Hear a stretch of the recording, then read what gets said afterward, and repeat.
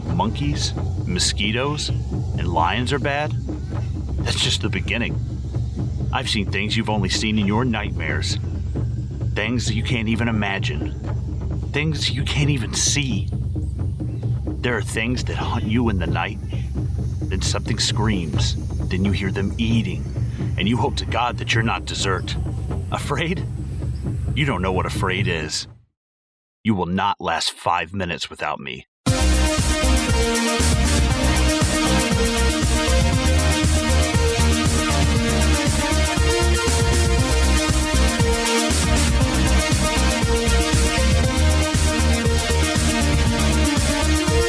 Young New Hampshire native Alan Parrish discovers a mysterious and tribal game buried deep beneath the earth called Jumanji in 1969.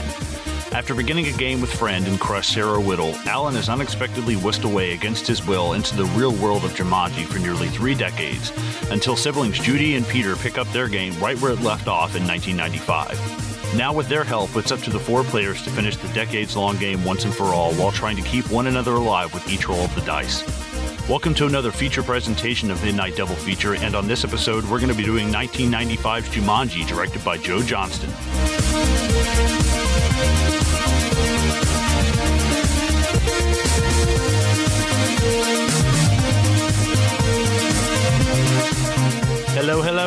Hello, everyone. What's going on, Zoheb? How are you doing?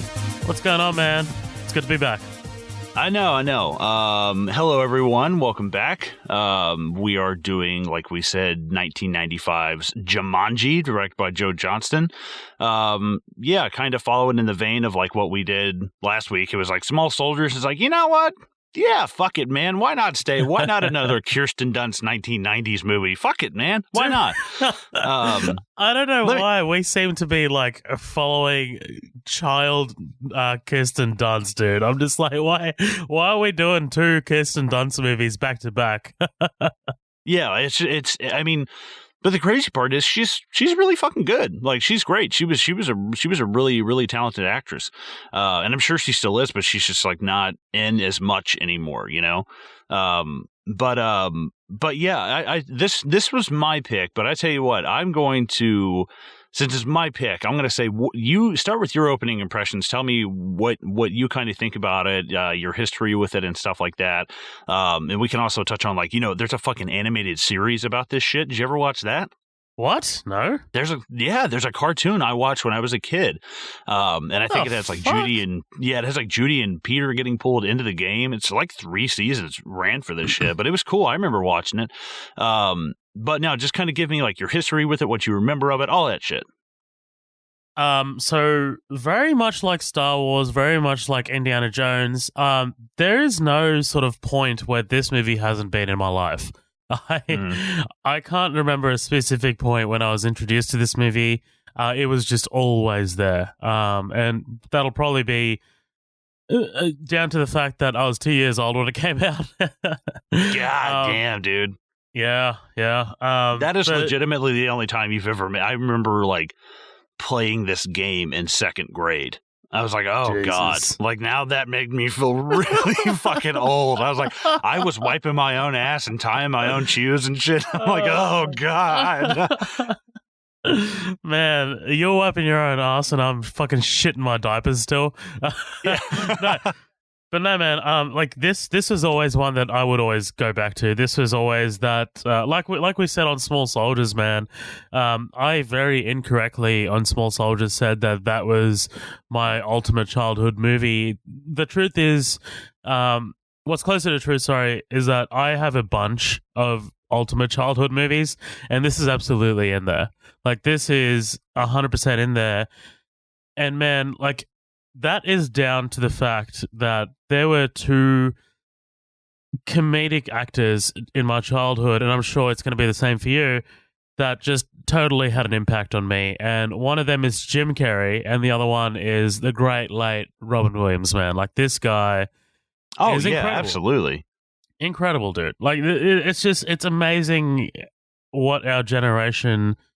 How much of an effect he had on our generation, really? Like, there is no... If you go back on his resume on IMDb, man, like, even dog shit movies like Flubber, he just elevates. Like, it's his presence, it's his timing, it's his it's his likability as well. And like, man, he just, it is, there was no, and I don't want to get dark. Let's just venture here for a second because unfortunately he has passed away. When he did pass away, that was the first celebrity death that I was actually genuinely rocked by. Oh, no, yeah, absolutely. I totally agree.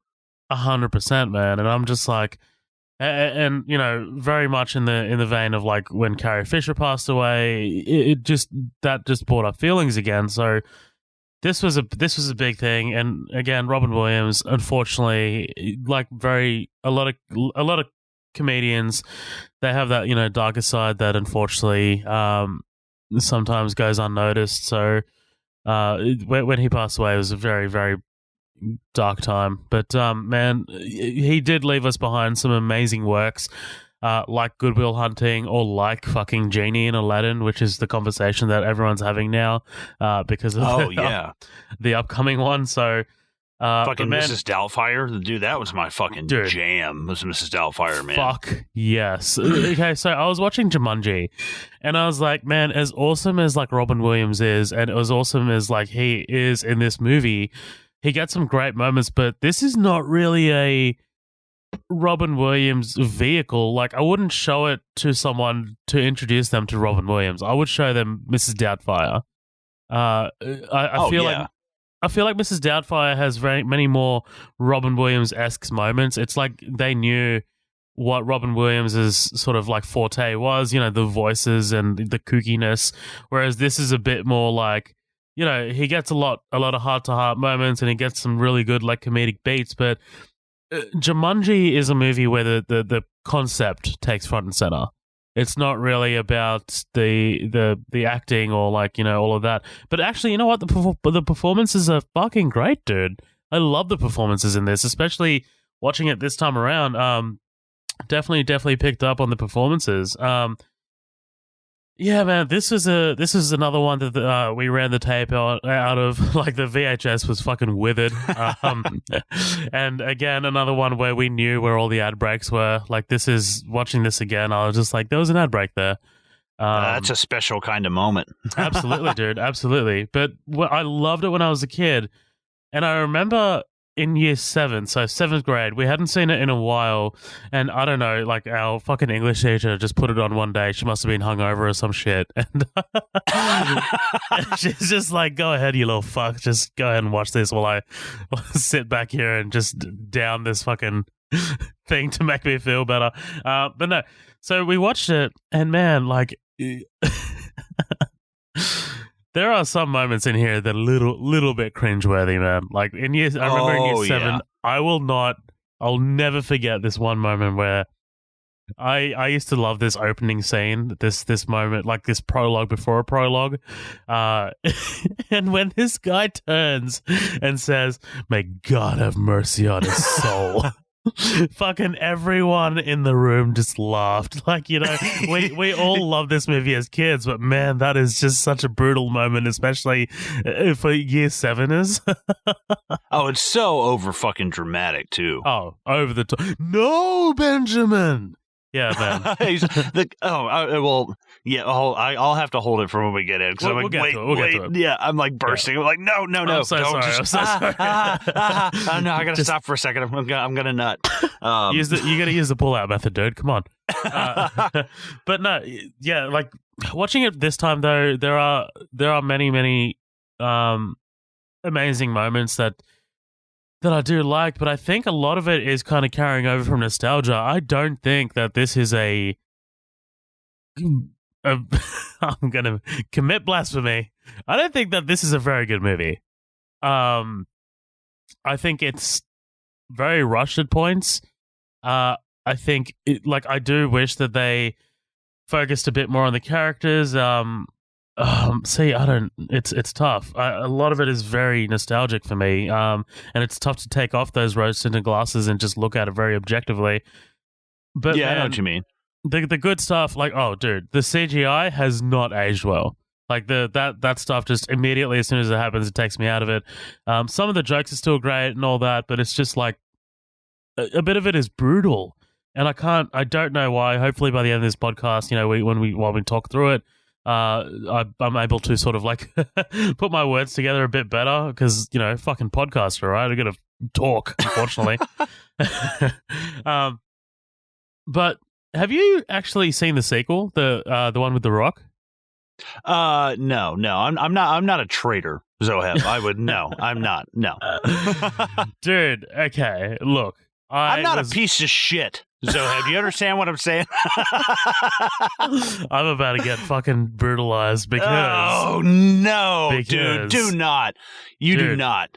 Dude, it's okay, man. It's okay. Don't you dare say what I think you're about to say. No, I just said that's all I'm saying. It's okay. It's not good. It's not good. It's okay. Ooh, I gotta take my finger off the red button over here. I'm just like, just fucking forehead sweating, just like zoom ins on my face as I like hover over this red button. No, look, dude, it is, look, while we're here, let me just talk about it because I'm the only one who's seen it, so let me just mention it. It is okay, and it is directed by Jake Kasdan, whose father is the great fucking Kasdan, fucking Lawrence Kasdan. Yeah, Indiana Jones and Empire Strikes Back. And dude, the movie is clever. Like it does pull off a lot of the things that watching this movie, I wish that, obviously 1995 they couldn't do all the stuff that they did in that movie. In that movie they go into the game and they play as, avatars of like game characters and things like that, and it's very meta. It's actually really clever at points. Like, I hate Kevin Hart like that. If I could cut one thing out of that movie, it's a Kevin Hart. I can't deal with him. And dude, man, Dwayne Johnson knows exactly what movies he's in. Like, he's very self-aware. And there are, look, no spoilers. Without any spoilers, I'm not going to go into spoilers. There are references to Alan Parrish in that movie, and the references are fucking beautiful, dude. They're fantastic. That movie opens with, a couple girls in France on the beach finding the board game in the sand. Like, oh, that's cool. That's cool. Yeah, the connectivity, the tissue that they put in is great. And like, because you need to buy some goodwill from the audiences because this movie, this 1995 movie has a lot of rabid fans that I think I'm talking to one now, so we'll see. I don't know what your thoughts are on this movie, but seeing as how I nearly just got ass raped about fucking saying good shit about the new one, I think I know where you are.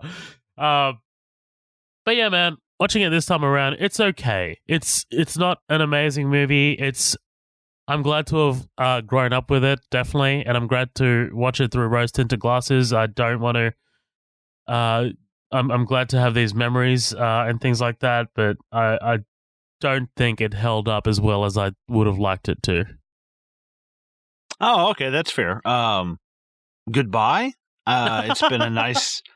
What did we make it, a year? I think we made it a year. Okay. Yeah, we made it a year. It's been real. Yeah. All right. Yeah, I'm just gonna get. Sorry, I'm just gonna get out of here. No, I'm just just open up the door and leave. No, Dude, I was like mid coffee gulp, and I nearly did a spit take. Like that was hilarious. Okay, so yeah, I agree with definitely the CGI stuff. The monkeys look awful, terrible, absolutely terrible. It's awful, but I do like the CGI when it's kept in shadow, like the lion coming down like the stairs at them and shit. Like, I do like that. In fact, I like that more than the practical lion that they have. And anybody who listens to the show and knows how I feel about practical versus CGI, I should be shot for treasonry. But like, I honestly, I like it when they keep it in shadow. Like, when it's super up close, it doesn't look as great, but there's some really cool shots that I enjoy what they do. I fucking love this movie. I forgot how fucking good it is, man. Honestly, I'm like the exact. I'm actually, admittedly, like, I'm a Joe Johnston fan. I love The Rocketeer. I love The First Avenger. Oh boy, yeah, this is going to be fun because I was going to talk shit about Joe Johnston. Dude, I mean, now I'm like, I've probably seen 3 or 4 of his movies, but of those I like. I have no reason to dislike what he does. Oh, okay. Seeing as we're here, just quickly, do you want to talk about him just quickly? Yeah. So I do not like Joe Johnston. I'm sorry. I don't. I don't like his style. Man, when Captain America: The First Avenger came out in 2011, I was just like, I was disappointed. It just fell flat. I mean, like, obviously now that I know this much, like, what I know about the Captain America character, that the First Avenger is so much better. But the filmmaking of that movie is just so, yeah. And man, Oh man, I love it. He made Jurassic Park 3. Like, come on, dude. I don't hate that movie. I do not. It is not a great movie, but it is like. Is it as good as Jumanji? No, hell no. I think Jumanji, and here okay. I love Jumanji. Robin Williams is great. So we just fucking ran right over you. I'm sorry. Right. No. I'm just like Robin Williams is great. It's incredible that they made this from a fucking 15-page like children's book. That's crazy. The fact that they were able to twist it out, which is actually. Have you ever read The Polar Express? No, I've seen the movie. Well, it's the same author. He did both of the books, and it's just interesting because it's a book that was like decently big over here. I don't ever remember reading the book. Like, it was definitely one of those things where the movie came first, and then I feel like as a kid I was like, oh, the book, and it was like, oh, okay, cool. It's from 1981. It's by Chris Van Allsburg, I think. But I definitely remember. Excuse me. I definitely remember at least reading it once. It was okay. Liked the movie a lot better. I think the tragedy of Alan Parrish is what totally gets me. Like the tragedy of this kid picking up a game and being sucked into this thing, and and the whole. I'm a sucker for a story where an older generation starts something and a newer generation has to pick it up and they finish it. It's kind of like that in like Watchmen. I love like the Minutemen, and then it turns to the Watchmen, and then with it we see like the losers in the 58, and then them in like 85 or 88 or whatever. I love that kind of story where we see things like pick right back up, and I think that's just fucking super super interesting, and especially what they're doing with Star Wars right now, right? Right, yeah, like seeing like I'll finish what you started. Yeah, I dig that shit too.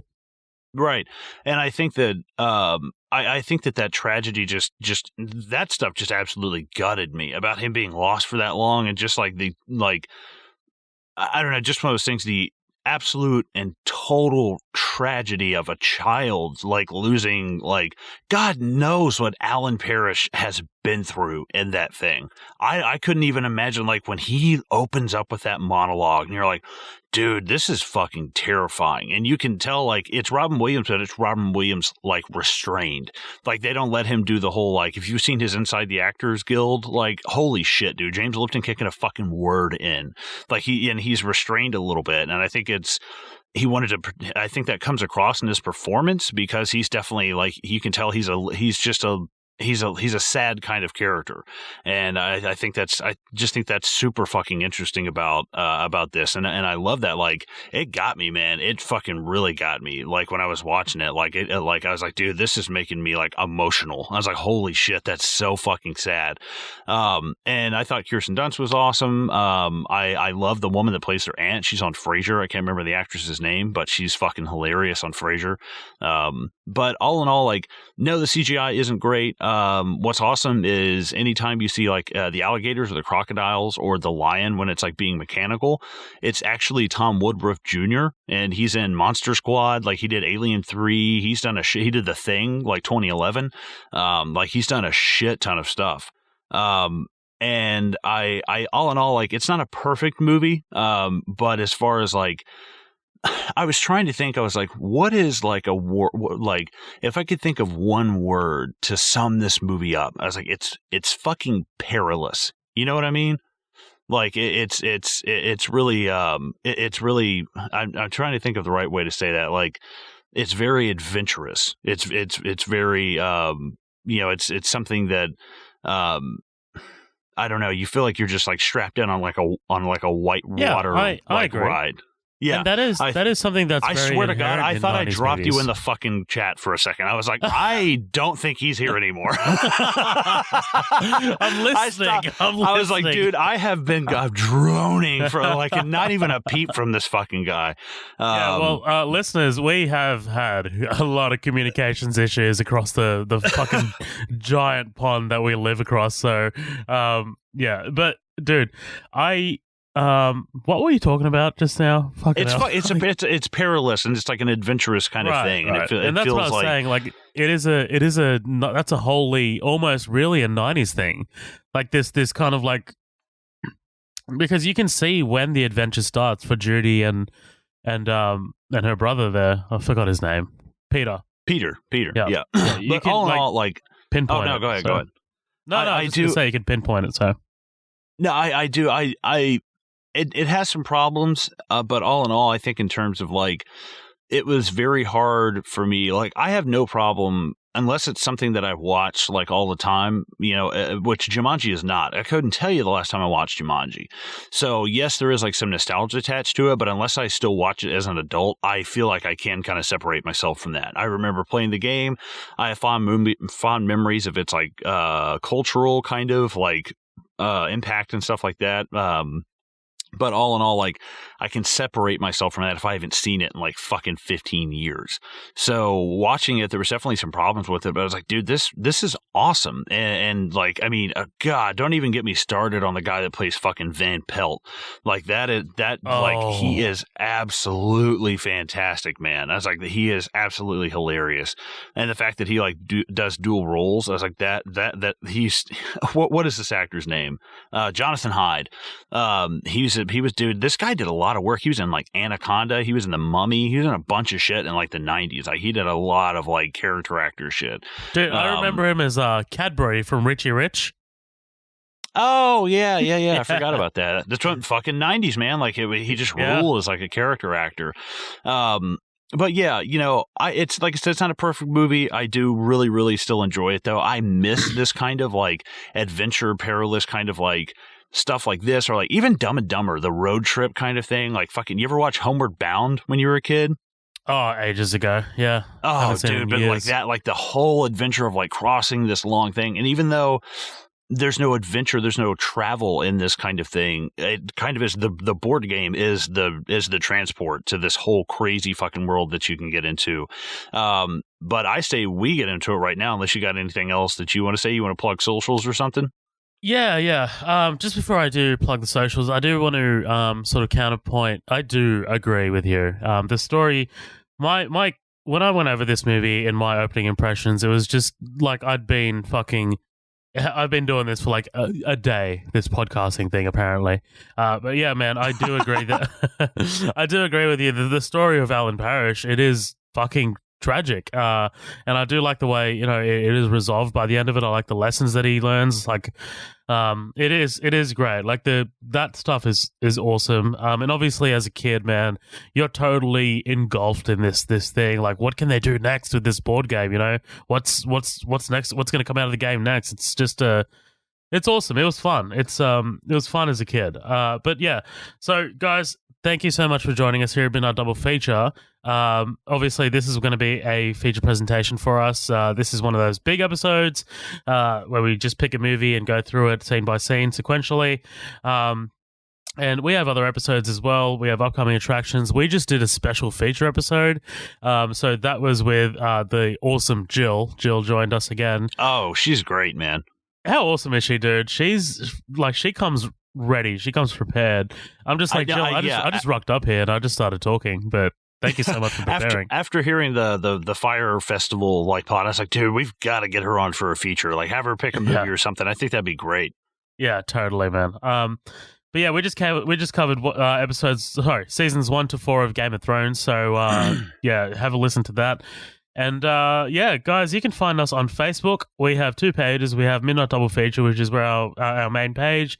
That's where we post all of our updates and things like that, where you can see what new episodes we've dropped.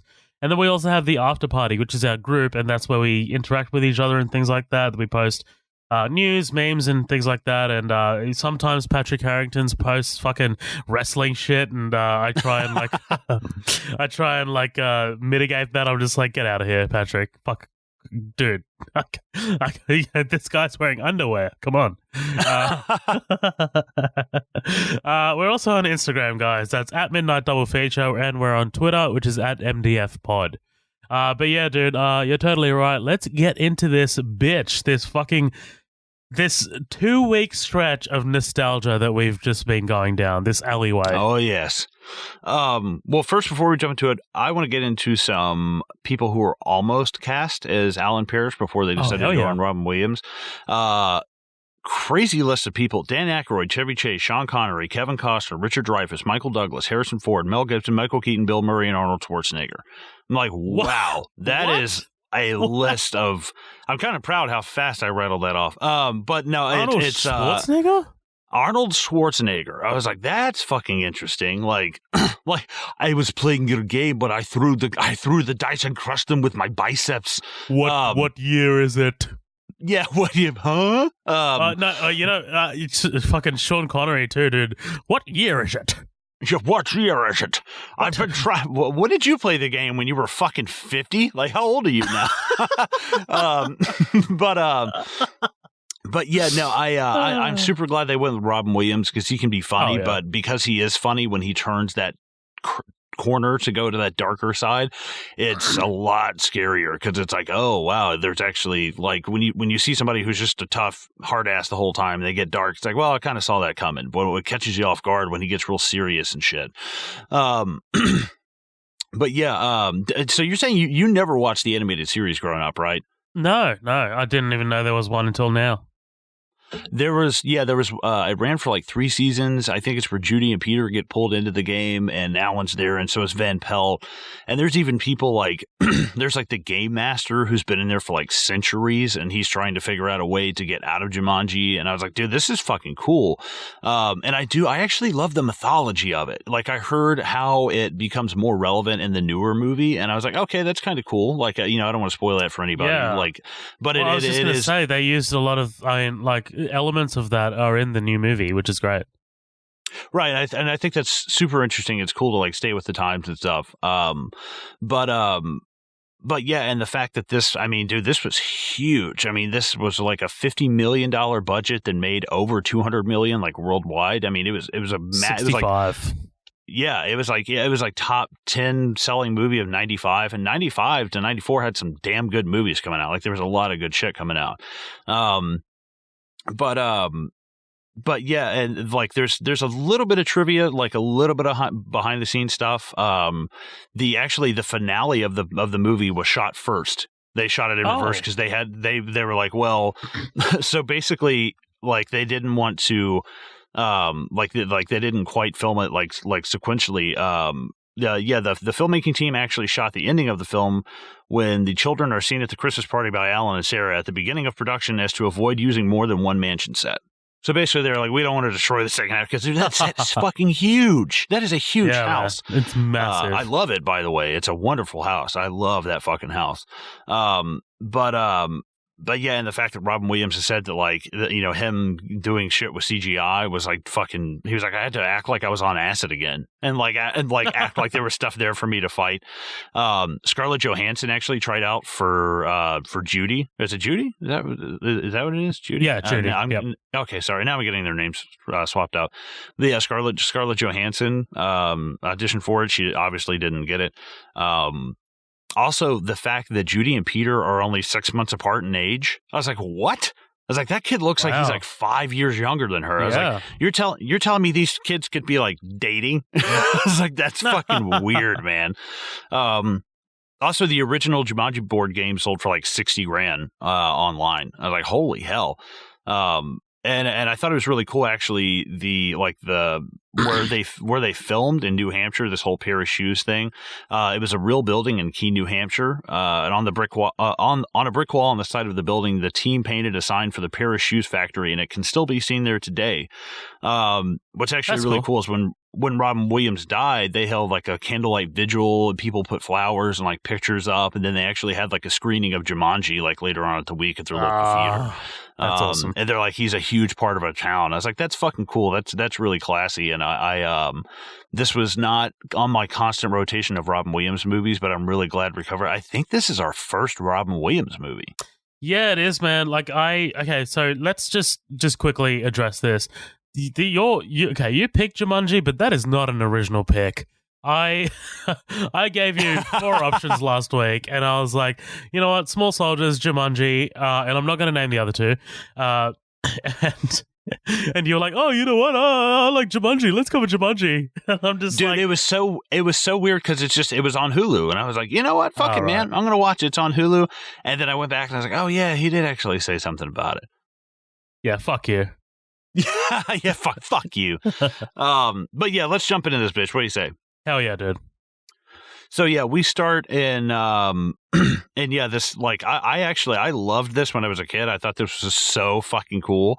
But now that I'm watching, I'm like, this is like it's cool in context. That's what I'm saying. Like I love like the way it starts with the whole like swirling of the letters coming in. This movie has like a very obviously like a Jungle Book kind of vibe to it. Like obviously, but like the use of the yellows and the greens and stuff. Like I really really like that. But we open up on these 2 brothers that are in it's 1869. We're in not North Carolina. We're in New Hampshire, Brantford, New Hampshire.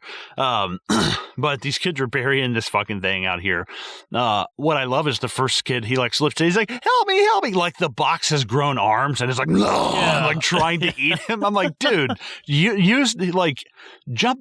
God, you have the boxes supporting you up. Like you don't need more help. Can we just address? Okay, so as they're going to like dig, they hear the wolves, and then literally one of the big brother is like, "Don't worry, it's just a pack of wolves." No, you shouldn't be worried about that. That's all good. Yeah, this is like it's 1869. There's these 2 fucking kids. Like I'm sure they're used to fighting off a pack every day on their walk uphill both ways in the snow to go to school. Like their life expectancy is like they've got like 2 years to live. Like that's that kind of cracked me up about this is the fact that it's like these kids burying a board game. I'm like, for one thing, the older one, you should already have 2 kids and one of them should have like rickets right now because you don't have enough like money to put meat and potatoes on the table. And then the younger. Oh, no, sorry, go ahead. Go, Colin. No, go, Colin. Oh, I was going to say the younger kid, I'm like, yeah, and like at some point you're probably going to graduate from what's high school, which is like the equivalent of 2nd grade around here, I guess, and you're going to go work in a mine until your back gives out or something. That's like the first thing that I thought. I was like, no wonder these kids are playing fucking board games. So I did actually want to talk about this scene as a whole. I think it'll benefit if it wasn't in here. The movie will benefit more if it wasn't in here because think about it. This is a prologue to a prologue.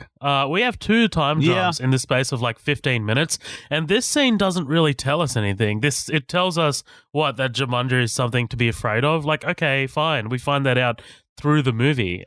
This scene doesn't really add anything. It starts. It's okay. It's cool. It's a cool way to start the movie visually and all that, but.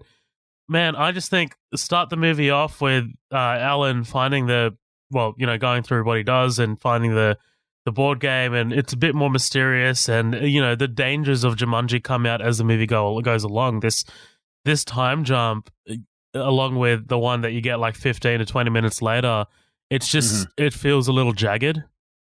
It's like let's start our movie where we're supposed to start our movie, kind of. Yeah. Right. And I think like I don't mind it, but at the same time I would have just if it was scaled down a little bit more.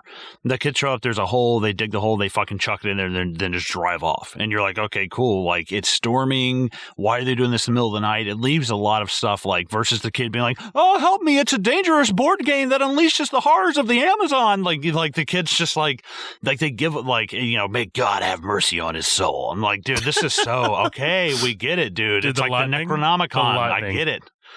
Right. The lightning fucking crashes on his, like, as soon as he says, may God have mercy on his soul. But yeah, basically we see that this is, what is it? Brantford? Is that? I think it's Brantford. Yeah. I don't know if that's a real place or not. It's not. Oh, okay. Thank you. But yeah, basically, yeah, they bury it. Cut to 100 years later, 1969. We've got Alan Parrish, young boy, and he's he basically. I was like, dude, this town is like fucking Derry out of It. That's like the first thing that I thought. I was like, I'm getting a real big like It feel right now. But I love it. As Alan's just. No, go ahead. Oh no, I was gonna say for me, it's more like this is the opening of Small Soldiers. Even on the Small Soldiers episode I was talking about, I was like, even down to the character names, like Alan. Like, fuck, god damn it, dude. I'm so bad at this. Dude, riding bikes and saying hi to everyone while, like, jaunty music plays. Like, I'm like, am I watching Small Soldiers right now? Yeah, no, and I love that feeling in movies. I love and I said that in Small Soldiers, the whole kids on bikes thing. I would fucking I would put a stick in this kid's spindle on his wheels if I saw him going by. I hate this fucking kid. I hate him. Like, I think he's terrible. Like, and I feel for Alan, but this kid is terrible. I mean, he's like, even the girl that plays the younger Sarah Whittle, I'm both like, this is awful. Like, did you blow your whole child budget on Kirsten Dunst? And like, I don't get it. Like, I just do not like him at all. And like, I love my God. The cop is like directing traffic, and he's just running up, and as Alan's like halfway over the thing, he's like, "Oh, you're good to go, Alan." He's like, "Oh, thanks, Bill," or whatever. And that guy's like, "Yeah, don't worry, you were just fucking halfway across before I said you were cool, but whatever. It's the '60s. You're rich and white, and I really don't have anything. I don't have any choice here." And he's one of those assholes who rides his bike on the damn street while the fucking cars have to slow down to appease him.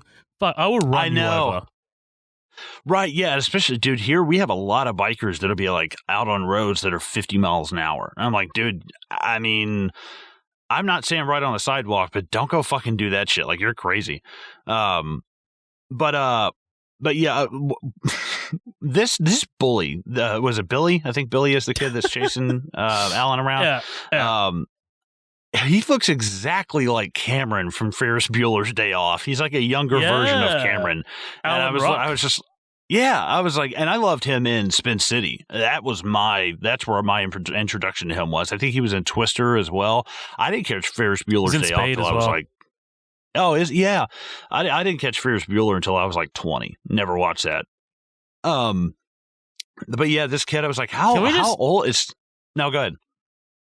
I was just going to say, can we acknowledge that this kid says, "Prepare to die, Parrish"? Like, is he going to murder him?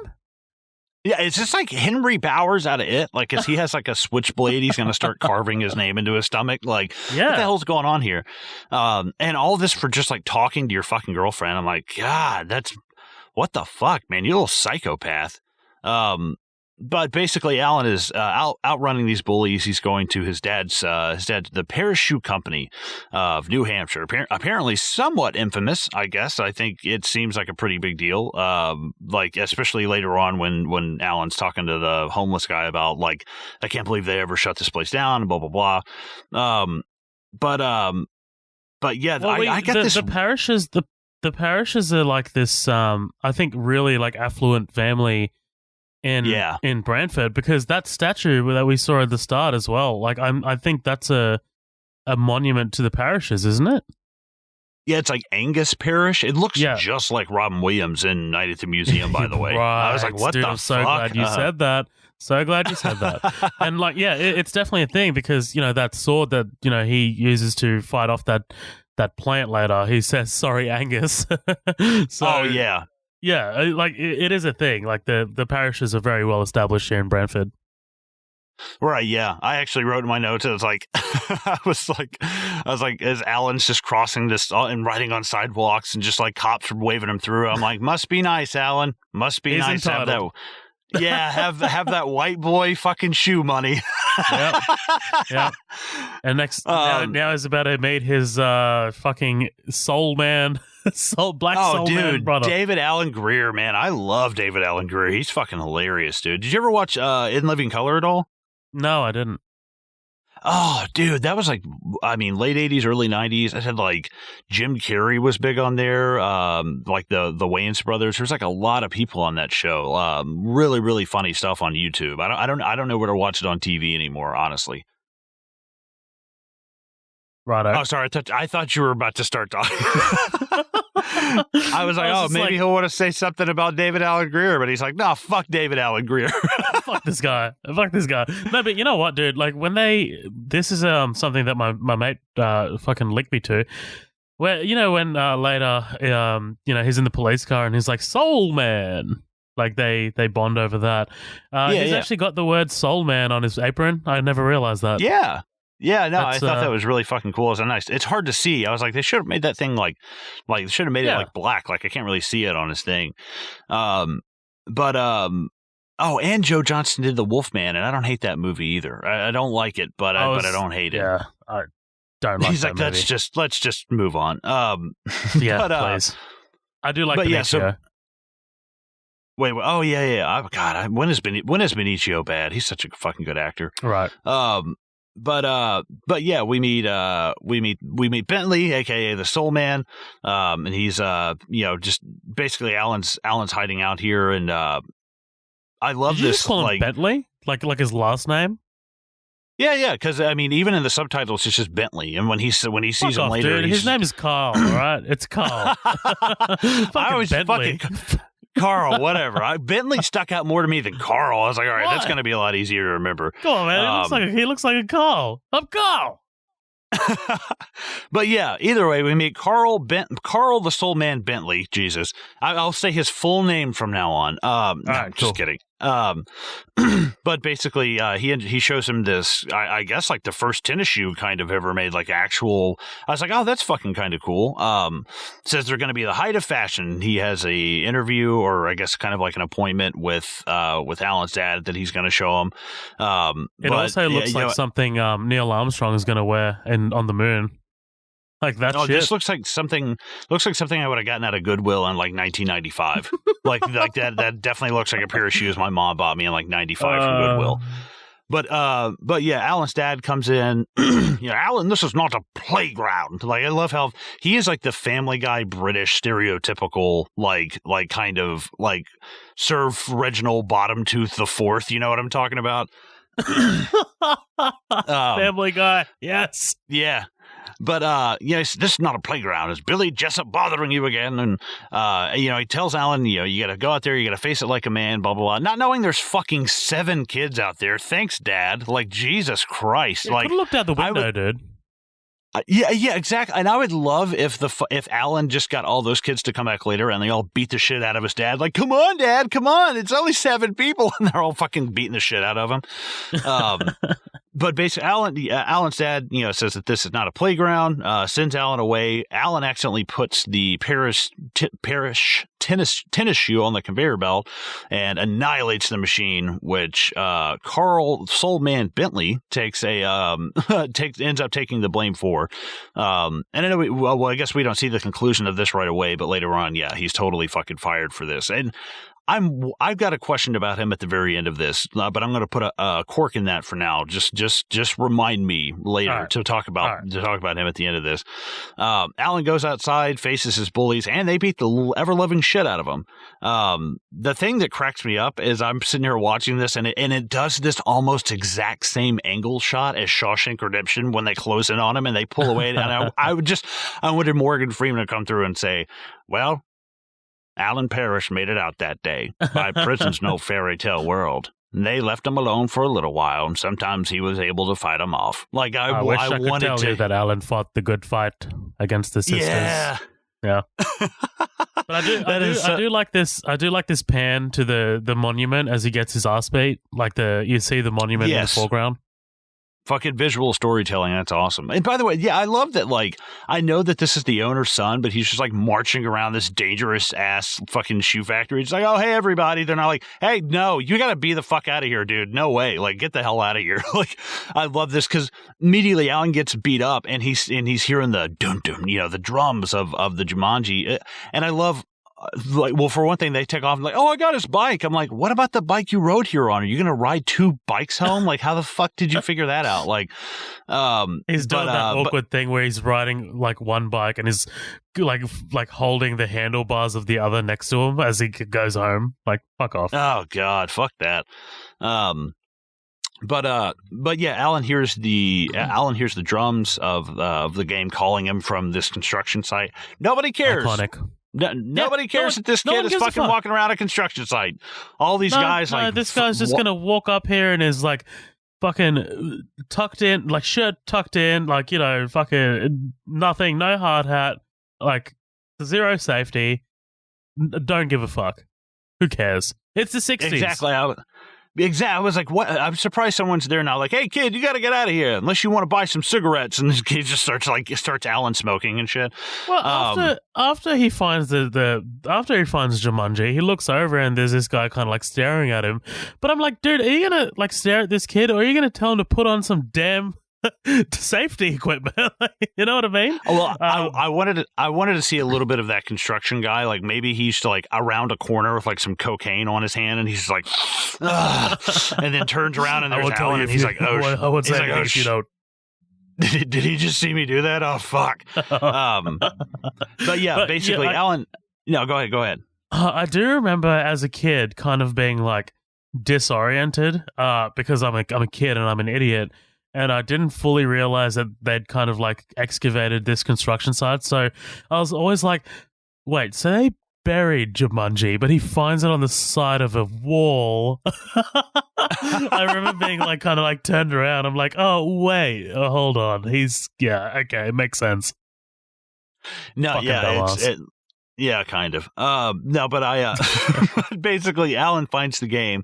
He breaks open the box, gets it out, and brings it home. But I love this kind of relationship between like his parents and stuff. It's very product of the times. That's the way it was back then. Like, even like Freddie Mercury in his a book about him I was reading, he was like, my parents sent me off to a boys' school, and I came back for Christmas and like maybe the summer sometimes. He's like, but I was gone for like 9 years. I was like, holy shit. Like, you end up basically living your whole life away from everybody. Like, fuck all that, man. Like, that's terrifying. Like, I don't blame this kid at all for having a fucking problem with this. But yeah, Alan, you can see him, he drops the pieces down. He's like, oh yeah, later on, he's like, oh, it must be magnetic or something. I'm like, yeah, magnetic. Sure, Alan. Like, this is a fucking 1969 board game. What kind of magnets do you think they're using? Like, that is some powerful magnets, dude, if it's going to go in like that. Yeah, exactly. Especially for a fucking like board game. But yeah, basically there's this event going on in the honor of Alan's father, Sam. And basically this is also where we find out that Alan's mother has told Sam, like, oh, by the way, there was not just one guy, there was 5 or 6 of them. And, he tells Alan, he's like, I'm proud of you. I'm proud that you actually went out there and faced it anyways. And that it wasn't just Billy Jessup. And that's, we've decided that you, well, and since you've taken it like, there's this whole take it like a man thing, this whole thing like prevalent throughout this, and this will come up later with Van Pelt. But they're saying, because you took it like a man, we're going to send you off to fucking Cliffside School for Boys for the next 8 years. Like, holy shit. Like, do you imagine that? Do you imagine just being like, I would hate that. Like, did you go to like a private school, like a Catholic school, right? Yeah, I did. Yeah. See, I went to like a Baptist, like private Christian school for like 3 years. I fucking hated it. Oh, really? I could not stand it, dude. See, for me, it's because like I was with all of my friends and stuff from like primary school, so it was kind of seamless, and we all kind of all got along, and and like I was always like I was actually a little bit rebellious back in my high school days, so it was always fun. See, I didn't like the dress code. I couldn't read Goosebumps. Like, we were not allowed to read stuff like that. And I was like, What? dude, this is fucking lame. And like, Yeah. I was in like 4th, 5th, and 6th grade the whole time I was there. None of my friends were there.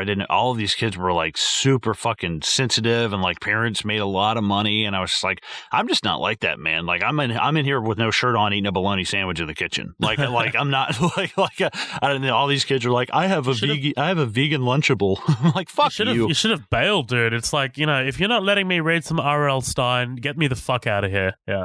Right, exactly. By the way, they treat like this, the way they approach this Cliffside School for Boys, like they give them the pamphlet and stuff. They treat it like it's God's gift to humanity. They're like, congratulations and shit. And I'm just like, fuck, man. That's like you will go here and hit puberty. Like, what? Yeah, you will go here by yourself, away from us two, the people who raised you and you grew up with, and the only people that really, know you. But have fun. Congratulations, you made it. What? Right? Yeah, that's fucked up. But yeah, Parish basically Hall, they right? have this. Do what? Parish Hall, like it's named after his father. Yeah, Parish Hall. Yeah.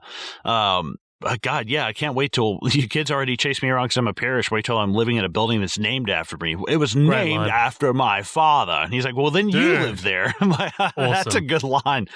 The delivery here is awesome. I love that. It was named after my father. Yeah, exactly, dude. His guy's great. Like, if there's anybody, I'm like, dude, I want to hear this guy read some Vader dialogue. I know that's like sacrosanct, and someone's gonna stab me in my sleep for fucking saying anybody else besides the great James Earl Jones. He lives in Nashville, listeners. Go hunt him down. Yeah, right. But yeah, either way, they get into this huge argument. Maybe I don't want to be like you. Maybe I don't even want to be a parish. You definitely won't with that attitude. And blah, blah. I love. She's like, Sammy, get your coat. And she's like, hold up, motherfucker. Right. Who do you think you're talking to? Like, my mom and my girlfriend would have cleaned my clock. They'd have been like, who the fuck do you think you're talking to? But I mean, it's fucking 69. He's an abuser. He's raised his hand a few times. I guarantee you. Right. Well, the funny part, like, Alan comes back and he's like, "Oh, great, I get to be a kid again." And he's like, "Oh, wait, my dad's a piece of shit who drinks a lot and beats me and my mom." I'm like, oh fuck, I think I'm gonna go back to Jumanji, or what? Or his dad's a piece of shit, and then when he comes back out of Jumanji, he knows like how to fight him and shit. Now he's like monkey knife fights him as like a little kid. But yeah, he storms out. We're taking you there tomorrow. I was gonna say, he storms out after like loading his briefcase with like fucking bread. Bread and fucking his dad storms out. His dad and mom, his dad's right. Well, I don't ever want to talk to you again, and slams the door, and then he leaves. And yeah, he's just like, here's some bread and some mayo. I'm like, just bread and mayo, huh? That's it? That's all you're gonna eat? Just like bread and mayo sandwiches? But that's a lot all right, of carbs, whatever. Bro. Yeah, I mean, I guess you're just kind of that one like white trash parish kind of like kid who just like likes shit like that. I'm like, whatever, that's cool. But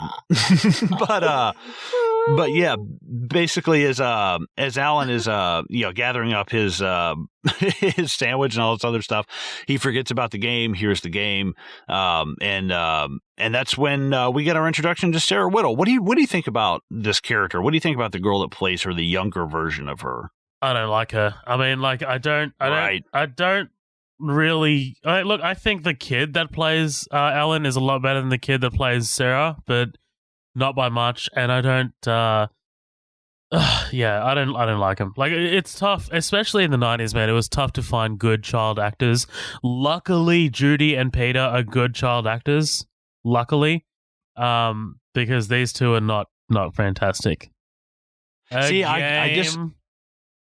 I disagree about 90s child actors strictly because you have Leon the Professional, you have Natalie Portman, and then you've also got The Good Son and fucking Home Alone. If anything, I think that it seems worse because the stakes have been turned up so high now. Because you have Kirsten Dunst, Interview with a Vampire. You have shit like that that's like, dude, these kids are fucking phenomenal. Especially Macaulay Culkin and fucking Good Son and shit like that. Like, holy hell, man.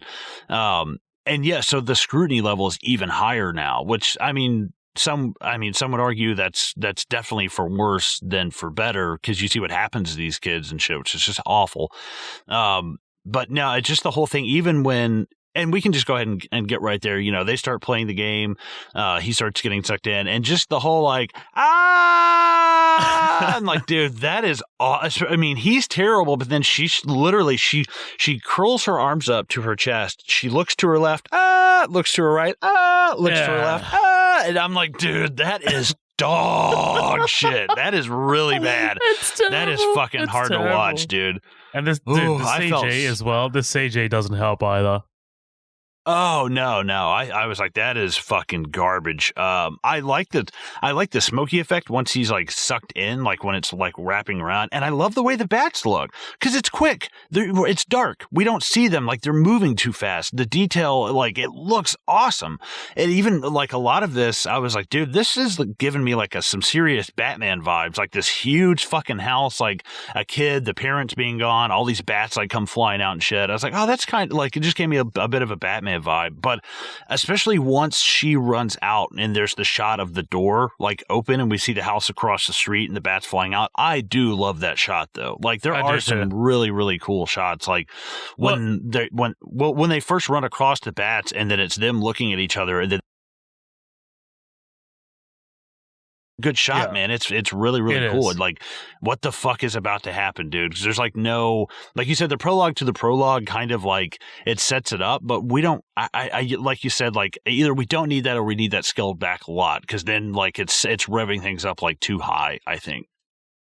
Well, dude, speaking to that shot, that last shot here, and look, I'm not going to move us on, but like. That shot, I love, you know me, I like my music and I like my score. So I like the way the score kind of builds up, especially like when the bats come out and she's kind of running out and then like the score like immediately stops and goes silent as soon as the door closes. I love that shit, dude. Like whenever it just kind of plays into that. But yeah, like this is, you know, this was always a scene that was kind of I always remember. It's burned into my head. This movie used to play on TV all the fucking time. We used to watch commercials of it all the time. And when Alan says, "Want to play?" like that is burned in my head. Like the way he says it and everything, because that was in every commercial. "Want to play?" And I'm just like, "Want to play?" This time around, I'm just like, fucking hell, dude. I have definitely at some point somebody at work will be like, "Hey, where are you going?" I'm like, "I'm off to find my parents." Like, I've done that several times. I have woken up from like hangovers, like stupid, like fucking night befores, and I don't realize where I'm at, and I just say to my friends, "What year is it?" Like, what year is it? Yeah. Also, I don't want to go past the rules of Jumanji real quick. Jumanji, a game for those who wish to find a way to leave their world behind. You roll the dice to move your token, doubles gets another turn, and the first one to reach the end wins. Adventurers, beware. Do not start until you intend to finish. The exciting consequences of the game will vanish only when a player has reached Jumanji and called out its name. Pretty simple. Like it's super like stripped down. I like that. I like that they don't really give like, but there's like unspoken shit, you know, him trying to like cheat the system and stuff. And like the whole thing of, you know, really, because it's kind of thing of like, you can roll and let's say a fucking bunch of bears come out. So the bears come out. We don't have to defeat that threat. We can just roll again. We can just dodge, like we can just keep rolling. Like you might end up with a room full of like lions and tigers and bears. Oh my. But like at the same time, I would just keep playing the game and running until I fucking finally rolled and got to Jumanji. Like, and then like, take this thing and just shoot it into the sun, for the love of God. Like, just shoot this fucking thing into the sun finally. Well, we'll talk about it later, but like, man, when Peter does cheat, when he like drops the dice to like the numbers that he like the amount that he needs, I would have done that. I would have tried that. Like I'm just like the game has given me no rules for like what the consequences are for like dropping the dice like that. So I would have tried that for sure. But then I would have turned into a monkey man. So there you go. Yeah, I mean, I wish they would have used that to their advantage a little bit more. Like we see him even pre-monkey of him like being pretty agile and like getting the game when it's going down that like river and shit. I'm like, so why is this kid not fucking like Planet of the Apes nightcrawlering his ass all over this place, like doing some cool shit? Like you blew all your terrible CGI monkey money at the beginning. Now we don't have anything for fucking Peter. But yeah, this is where we cut to the present day. Is that transition you were talking about of it being on the door handles and it just says 26 years later? It's like the same cool. shot. Yeah, I love that. That is really, really fucking cool. But yeah, this is where Judy and Peter move in. I, for the love of God, cannot remember their aunt's name. Nora. For some odd reason, you say Nora? Yep. Okay, thank God, dude. I could not remember. I'm like, oh, Lilith from Frasier. That's it. That's all you ever are. Fucking, at least one of us does our jobs. Jesus Christ. I know, right? Thank God this is my pick. I don't have to do that shit. No, I'm just kidding. But yeah, this is, they're moving in. I love the stories that Judy's always telling the realtor. It's like, you want to know how I got these scars? That's like all I can think of the whole time. Yes. It's like, Yes. It's just her constantly fucking with them. That's just so hilarious. But yeah, I mean, what does she say? She's like, when the Sheik shock was going down, they took an empty champagne bottle and put a message in it, which they found days later. It's like, excuse me. She's like laughing, walking away later. I'm like, God, she was, and like I said, probably still is a very talented at such a young age, but it's rare. Kristen Stewart's one of the ones who didn't really I know she's done some more indie kind of stuff later on. And I think she's kind of she strikes me as the type of person who's just kind of over Pause. the Hollywood kind. Do what? Pause. You just said Kristen Stewart? Oh, God. Sorry. Kirsten Dunst. God damn it, dude. Those fucking names always. Kristen Dunst has more talent in in the palm of her hand than Kristen Stewart. I'm sorry.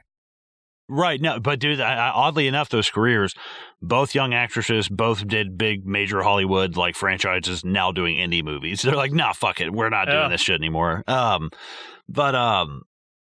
yeah, what do you think of Judy and Peter? What do you think of them as characters in relation to being the final components that are needed to finish this game? Because that's basically Alan would have been stuck there forever. Do you like their characters? Do you think they're kind of annoying, or are they just the people that we need to get back to Alan's game? Because I was kind of thinking about that. Do we really need them? Or they don't really learn, they don't really grow. We're just kind of using them to get back to Alan in a sense, right? Well, I like what you said. I like that, there's this new generation of kids who comes along and picks up the torch of what the last generation of kids did. I like that. That's awesome.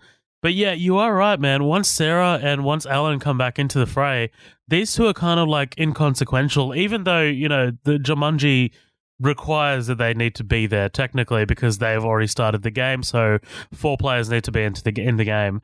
But by the time we get to the end, man, it just seems a bit like we're here because we're here. We don't really have any sort of purpose other than to finish the game. I do like the interplay between these two, especially there's a scene coming up when, they're in they're in bed and they're talking about their, I miss mum and dad, and I'm just like, oh man, I buy that. I buy the performances. So, it is good, man. And they don't get annoying. These two do not get annoying for me. They're just kind of there. They're not amazing. They're not terrible. They're just there. Their reactions are great though. Right, yeah, and I do. I think once you add kids into anything like this, it automatically kind of moves your stakes up. If it's just a bunch of adults, you're like, well, somebody dies, at least you're an adult. It's well, there's fucking kids in here now, so let's be careful. But yeah, basically, we've got Judy and Peter. Parents have died in a skiing accident, sometime prior. So they're with their aunt, and they are moving into the now vacant parish house. 26 years later, in 1995. I like this whole thing. Them kind of moving around the house. I think when Nora tries to open up, I think it's Alan's room, the one that's been bolted shut. She can't open it up. I was like, I like that detail because he has to come in and kick it in later. I was like, that's cool. I like that out of all of these rooms, the parishes were just no, lock it shut. We never want to go in there again. It's a small detail when you kind of not in like, I want to forget about this. It's like, I want his room to be in perfect, pristine condition, exactly like it was when he disappeared for when he comes back. And I'm like, that is, I took so much from that little detail. I was like, that is so sad. That just like really got me. It's like, that's just like, oh, that's gut wrenching, man. God damn, I didn't think about it that hard. I was just like, oh, this is a fun movie. Well, I mean, it's just didn't really take on board the whole fucking, oh, we've lost our son, we're fucking, I'll kill you and then you kill me and then we'll just commit suicide together. and then the fucking the half the town thinking you murdered your own fucking kid. Like, holy shit, that's some the people who think that the Sandy Hook parents are actors shit. I'm like, that is fucking terrible, dude. Like, that's awful to like think that and just have no about that element. Like, I had forgotten that everyone thought the father killed Alan, and like, yeah, you get it from this exterminator here who's like, chopped him up into little pieces. Yeah. Right, yeah, and that's basically, yeah, like moving right along. They kind of take a tour of the house. We see that Judy's more prone to lie. She's telling these stories about how their parents died. Peter is dealing with it, just not talking at all. And they basically go upstairs and see a bat, and they call an exterminator. This guy is a jackass, dude. If I had two kids and this is what you were telling me, I would be like, get the fuck out of my house. I would go John Malkovich on these motherfuckers and be like, get out of my house now. Like, I would, dude, I would be so fucking pissed off at this moron, dude. This guy's like, yeah, well, I didn't see any bats, but I found a hot dog on the floor I've been eating for about the last 3 or 4 minutes. Like, he's such a fucking moron, dude. Oh my God. Not a bat in sight, man. Lindsay loves that line, my girlfriend. She says that all the time. Like, I've watched this the last couple of days, and every time she'll be like literally mouthing it with the word "not a bad insight," man. Like, loves this fucking part. That's such a random moment to like that. It's it's kind of the. Yeah, exactly. Kind of like the whole "I'm off to find my bear." I just get dude. The smallest things will get me sometimes. But yeah, he's like, it's bats I wouldn't be worried about. I wouldn't want to live in a house where someone was murdered. I'm like, oh, that's great. You're not going to terrify. Yeah. Yeah. Fucking hell, man. These kids are like, have you seen how young these kids are? You're telling them a fucking ghost story right now. Little Alan Parrish, I say his father bit it. There's 1,000 places he could have hid the body, especially if he chopped it up first. I'm like, you fucking moron. And then he's like, oh, hey, yeah, no, everything's cool. Bye. See you guys later. Like, holy shit. I love the fact that their aunt is able to do 11 hours of work in 4 minutes of a montage. That's incredible. Right. There is one thing that I wanted to float by you. So, and this is me getting my little lawyer thing out, but not really. It's me being a bit more interested in true crime.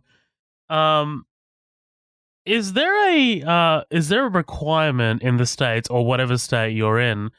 Well, Tennessee, but obviously this is New Hampshire? Is that yeah, New Hampshire. So is there a requirement is there a requirement for realtors to tell you whether someone's been murdered in a house before buying it?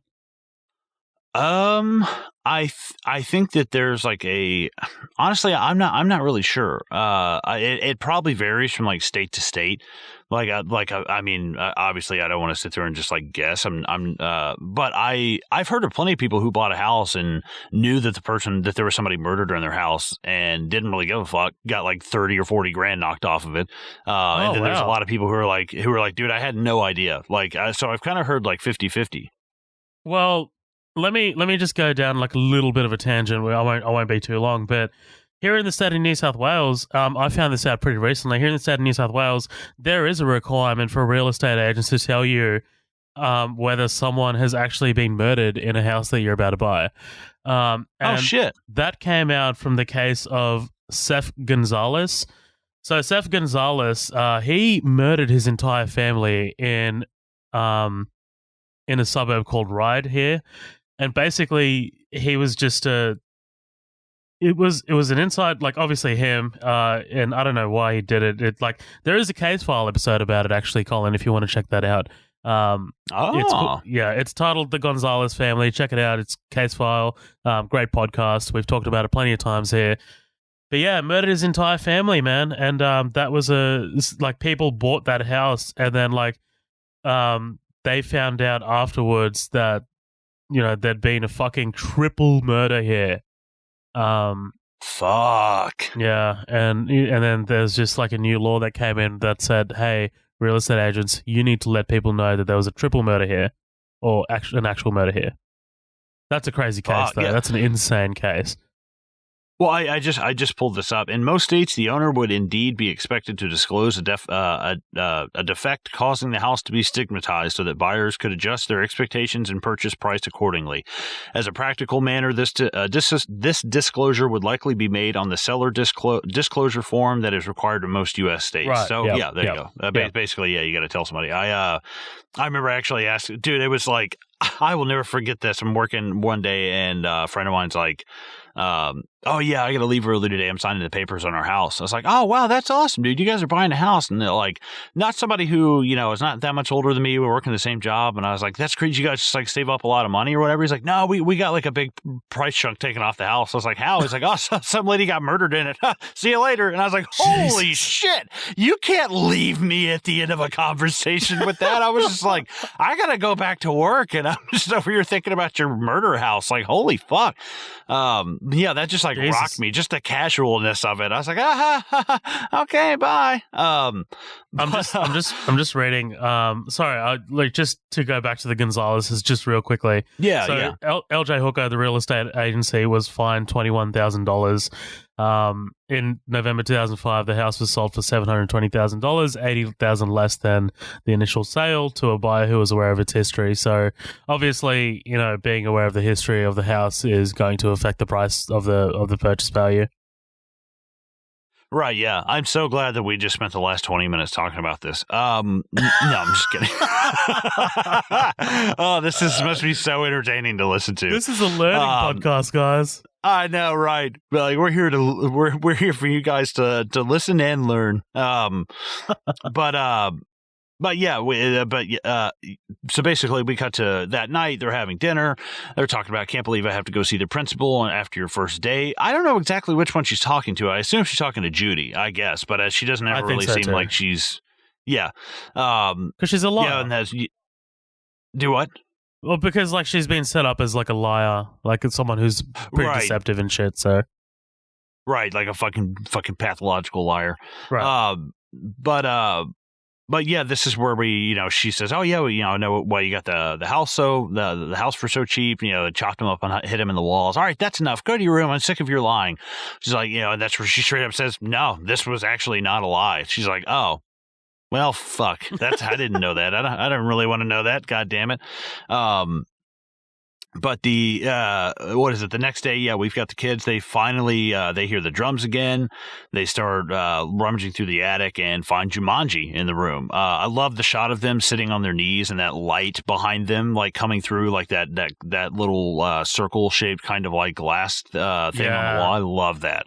That looks really fucking cool. This is a great set, dude. Oh yeah, for sure. Like I'm sure this was a blast. But yeah, they drop their tokens and boom, the game picks up pretty much right where the original one took off from 1969. I believe it's Judy who rolls first. I believe. Yeah, and basically, like I said, they read off the rules just like we said before. And it's important to note there's already the two pieces on the board. We've got Sarah and obviously, I mean, if you've seen this, we've got Sarah and Alan's, and they don't know where the first two come from, which I think is kind of cool. I always thought that was interesting. At first, they're just kind of like, oh, well, what are these? Well, whatever. It's like, no, these are other players. You dumbass. God damn it. You fucking shit, children. What do you think of the style of the board and shit like that? Like, what do you think of like the whole aesthetic? It looks fantastic. It looks great. The design of it, like it looks very weathered. It like when they open it, I mean, like it looks all weathered and shit. But yeah, this board always looked fantastic to me. Oh yeah, I love the whole design of it. It's got that whole tribal ivory like kind of look to it. I fucking love that. yeah, but like I said, they find this game, they're busting it out. They come across the Jumanji board game in the attic. They open up. The first roll of the dice by Judy spawns the giant mosquitoes, which soon fly out an open window in the attic. I like the way that these things progress. It's like mosquitoes, and then it's monkeys, and then it's a lion. You know, it kind of like grows and grows like each time. What's so funny though? Go ahead. I was going to say, do you like the riddles that the game gives? Like this one, like a tiny bite can make you itch, make you sneeze, make you twitch.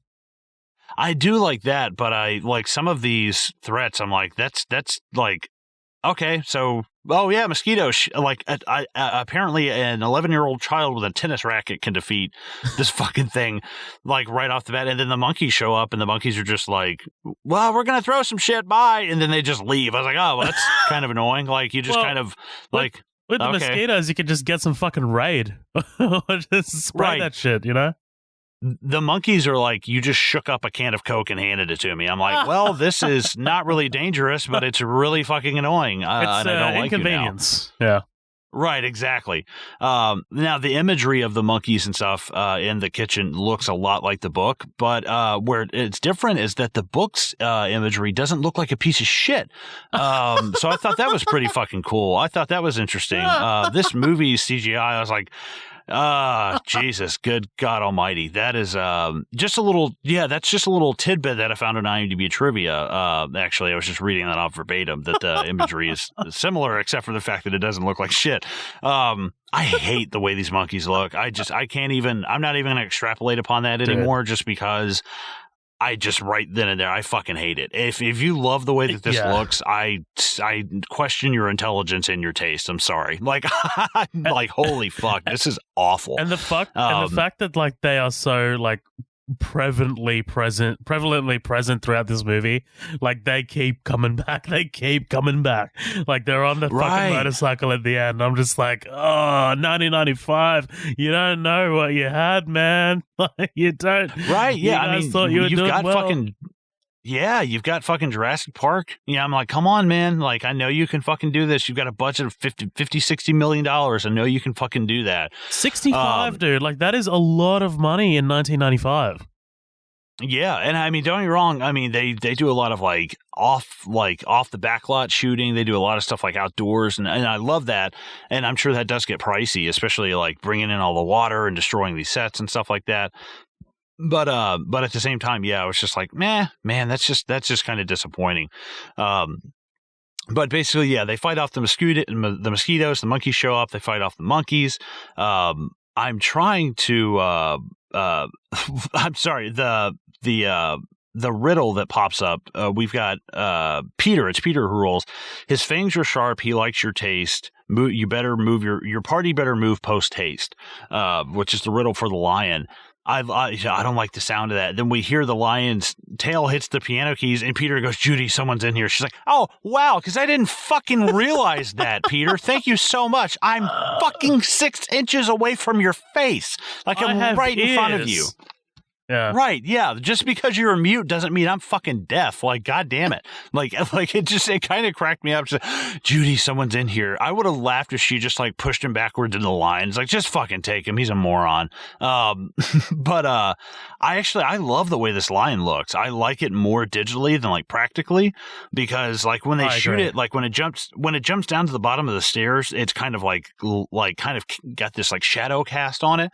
But then when it rolls to like the practical one, I'm like, it just looks real kind of choppy. It's like very slow versus like the animated one. You can tell it's got this like real sleek, like the way a lion should feel. But when they cut to the practical thing, it just looks like, I don't know. It looks like fucking like Chronicles of Narnia or something. I'm like, I think this guy's going to start talking to me or something. But I don't. Oh, and it's important. Liam Neeson's voice. I don't want to go past the one of my favorite shots in the entire movie. It's like when they discover the lion, they're looking into that darkness, and man, just the reveal of it. Like I do like that. Yeah, and we can't roll past the fact that Peter rolled a 5. Yes. Peter rolls to 5. The lion chases the kids through the house, and then Alan shows up looking. I would have laughed if this was the same get up that he had from fucking Hook, because it's so fucking similar. I'm like, is this just like Hook if he just kind of like lost his goddamn mind and was like shitting in his hair and wiping his ass with banana leaves, like just crazy stuff. Basically. While we're here, I want to bring up something. You know, it's totally superfluous, but like I wanted to talk about like how do these things appear? Like, are they like, how do they teleport here? Like, do you know what I mean? Like, how do they materialize just kind of out of nowhere? Yeah, like, because, you know, obviously whenever they come in, like, they're kind of off screen. It's like, I want to see how like the lion appears in our world. Like, do you know what I mean? Like how does it like? It's like some cosmic butthole that's just like, and it like pushes it out. Kind of hot in these rhinos, like one of those fucking. But yeah, no. So basically, Alan is able to trap the lion. I love. He finds the kittens, opens the door, they scream, and he just screams right back and slams the door. Like, that's fucking hilarious. But yeah, Alan goes into his room, and just so fucking sad, man. Him looking around, everything untouched, just an inch of dust on everything. Like, holy fuck, that is so sad. Even him finding the shirt that like still has the bloodstains on it. It's never been washed. It's never been moved. It's never been touched. I'm like, that is fucking sad. That says so much just in the time that all of this stuff sat here. Just tells you all that you need. I'm like, that is fucking so sad. I'll tell you what got me, dude. For me, it was just the Robin Williams' performance, like him running around like this house, Mom, Dad, Mom, I'm home. Like, it's tragic. It's tragic, and it is beautiful the way like Robin Williams plays it, because he's just so unaware. Right, yeah, and especially like I love him even pulling out the one part of his glasses he's got left to like look at the picture. I'm like, God, how much like just for him to still have that 26 years later, like how well he must have like taken care of those glasses as much as he could have, and like, God, that's fucking crazy. The survivalist kind of mentality.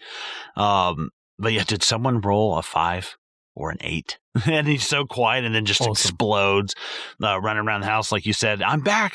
It's me, Alan, Mom, and Dad. Yeah, are you my little sister? No. He's like, you're Alan Parrish. He's like, yeah. And he's like, yeah. He's like, is Dad at the factory? Like, he's just like, nothing has ever happened. I'm like, dude.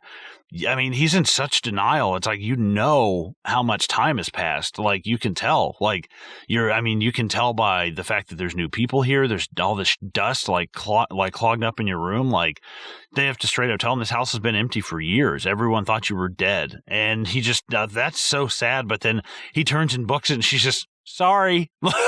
that's a really good delivery. It's good like timing. That's one of the, and to have like this huge bombshell dropped on him and you feel so sad. It actually did kind of crack me up just to hear her transition with that. Like, just sorry. Like, oh, my bad, dude. I didn't mean to spill your drink. And this is where we're introduced to Carl the Soul Man Bentley, which I love the shot of him pulling up on Alan, and Alan's eyes just getting super wide, and it gets so close, and he just like parkours onto the top of his parkour, just fucking Dude, parkours onto the top of his hilarious, man. Hey! The way he just fucking leaps onto it. It's fantastic. But this is like I said, this is where we're introduced to Carl. What year is it? 1995. It's like, or no, what year is it? Well, it was brand new. I mean, no, what year is it? It's 1995. You got some ID? Oh, let me guess. You left it in your other Tarzan outfit. But I love those fucking monkeys sneaking into the car, and like Alan's just looking at him, and he just get out of there!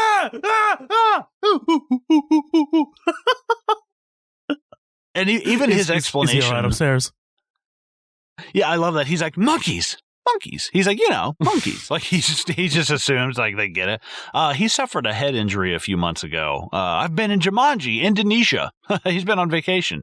That's great. But yeah, the monkey's still the cop car. And we also see that, he's like, Bentley, the soul man, blah, blah, blah. Where are you going? To find my parents. This is where they start following him around. Apparently Alan's town has turned into the fucking Detroit from RoboCop, which is unique. Like that's all like Right. everything. It's just like XXX. Like get your child pornography that you could burn down into heroin here. It's like what the fuck? Like dude. there's so much shit everywhere. Like everyone's horrible and sells like kidneys and back alleys and shit. This town is literally what Rorschach was warning us about. Rorschach's journal. Like I can imagine him like walking down the street, dude. Peter becomes Rorschach. But yeah, basically Alan runs to the Paris shoe factory. It's, obviously been just abandoned. I love him finding like the homeless guy. I like that whole thing. And I was like, for a homeless guy, I'm not going to lie, you got a decent setup, dude. You got a bed and a dog and a fireplace and shit. Like, and you got this whole shoe factory to yourself. I love the fact that there's this kind of like this, it's almost like this unspoken hobo language. He's just kind of like, you're going to freeze to death out there, and like gives him clothes, giving clothes to like somebody who's, he's like, I know that he doesn't have any like money. His parents, it said later on that his parents just, spent all their money like trying to find Alan, but still this guy's like of privilege. This guy is like, has this property and stuff. And I think it's cool kind of seeing this homeless guy give him clothes, not really knowing that that's Alan Parrish and that he's fucking loaded. He's this guy of like privilege and stuff. I think that's kind of interesting. Not privilege anymore. Obviously, he spent the majority of his life in a fucking jungle. But I wouldn't mind popping in here and having a drink with this guy. You know what I mean? He might get kind of weird on you, after a couple of drinks, but you just got to leave before then. It might smell. Yeah, he might smell a little bit, but I like his beard and his jacket. And the fact that he's like for a homeless guy, he's credited as bum. That's just nice. Bum. Dude, you know what he's in? You know what he's in, and I didn't like realize what it was in. Fucking scary movie, and you know what he plays in that too? Fucking homeless man. He's the guy who's like, I said $1, bitch. Like that guy. That's him. Wow, that's fucking weird. He tells him why would they close a pair of shoes? Well, when his kid ran away, Sam put everything he had into trying to find him. His time, his money, everything. After a while, he stopped coming to work. The money kind of dried up. He just quit caring, and the plant closed down. I don't think anybody loved his boy more than Sam did. Like, God, you can just see it on Robin Williams' face. Like, that's just tearing him up. Especially the last thing you say is, I don't ever want to speak to you again. But dude, this homeless guy's a dick, Hey, are they still around? Yeah, they're over there on Adams Street. Hey, not the time to be fucking cryptic, dude. Not the time to give these, like, weird-ass, vague Yoda answers that you think, like, I was like, this is so fucked up, because as we come to learn, obviously they're dead. They've been dead since 1991. But yeah, 1921 to 19... Did you catch the fact that they died within months of each other?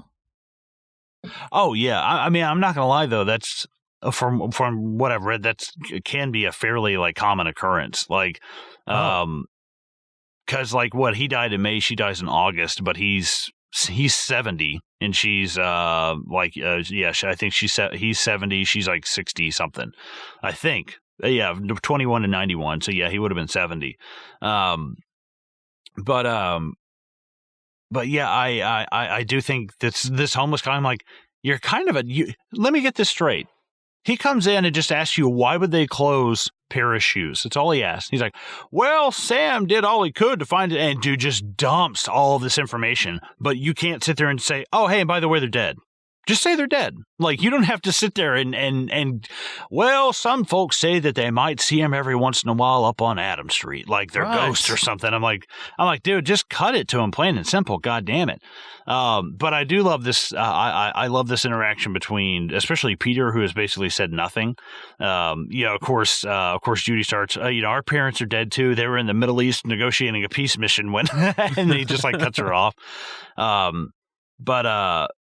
but yeah, and this will come back later. Our dad was in advertising. They were on the skiing trip. I bet you miss him, huh? And that's I like that kind of bonding between Alan and Peter. It's interesting. Their relationship is one of the most interesting in the movie, actually.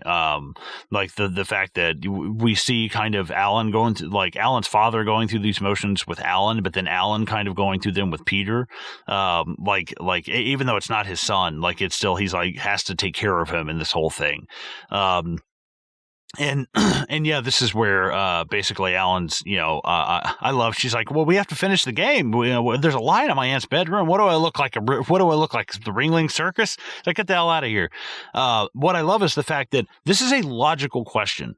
He's like, dude, okay, so the bats came out, the lion's out, the mosquitoes are out, the monkeys are out. Not life-ending stuff, like stuff that can be solved, like pretty easily. But the fact that, like, Alan is just kind of like, no, fuck it, I'm out, I'm done. Like, I'm not doing this shit. But then they see the woman being stabbed by the mosquitoes. Yeah. And the fact that seeing that, it just kind of forces, I think it forces them into being like, okay, people are going to die. Like, we got have to take some this. responsibility. Yeah. Yeah, and I like that they did play the game. You are the one who opened it up. Like, it's not like somebody else is going to be able to go out there and close this thing. Because like, and also what happens if somebody else gets the game and this just continues. One thing I did think of is like, okay, so let's say you and me and Matt and Danny are playing a game and we have our 4 pieces. We roll once, we get like the mosquitoes, and then that's it. Or we get like the monkeys or we get like the bats. Couldn't we just lock that motherfucker up and call it a day and just be like, okay, that's it. We killed the mosquitoes. We killed the bats. That's it. It's over. Like, it's not like something that if you can like kind of contain it, I'd be like, dude, and then just take this thing and never fucking open it again. Like, I was trying to do this because it almost reminded me of like It Follows in a way, of like this thing that just keeps following you around and it goes from person to person. And so I'm like, how could you logically beat this thing? Like, you could hold on to the game until you died, but then somebody else might get it and you can try to destroy it. Like, I was just running through shit in my head. Unless Jumanji, like the board game, is like a spirit, like a supernatural entity that wants to be found, which it is, because like it does do the drum beats. It is always trying to entice people to find it or something like that. So even if we do like hide it or something like that, I feel like it's kind of got like this final destination sort of thing where it's like it uses its own sort of like forces or something like that to somehow be found or be played. Like, do you know what I mean? Do you know what I'm getting at here?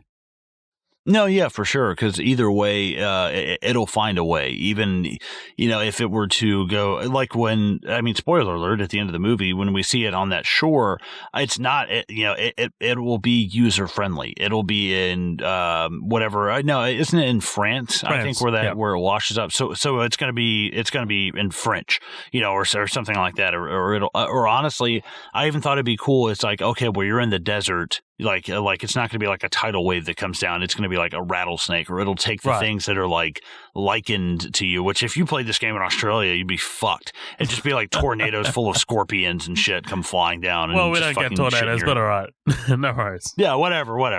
But no, I definitely agree with that, though. I think that this is kind of like an all-knowing, like, even if you destroyed it, it would come back as like a Nintendo DS game or something, Like, it would somehow come back in some form. Well, look, not to talk about the sequel, but the sequel, because it's kind of like updating to times, this is not really a spoiler, it's just like the first 10 minutes, but someone finds it and they open it and they say, oh, no one plays board games anymore.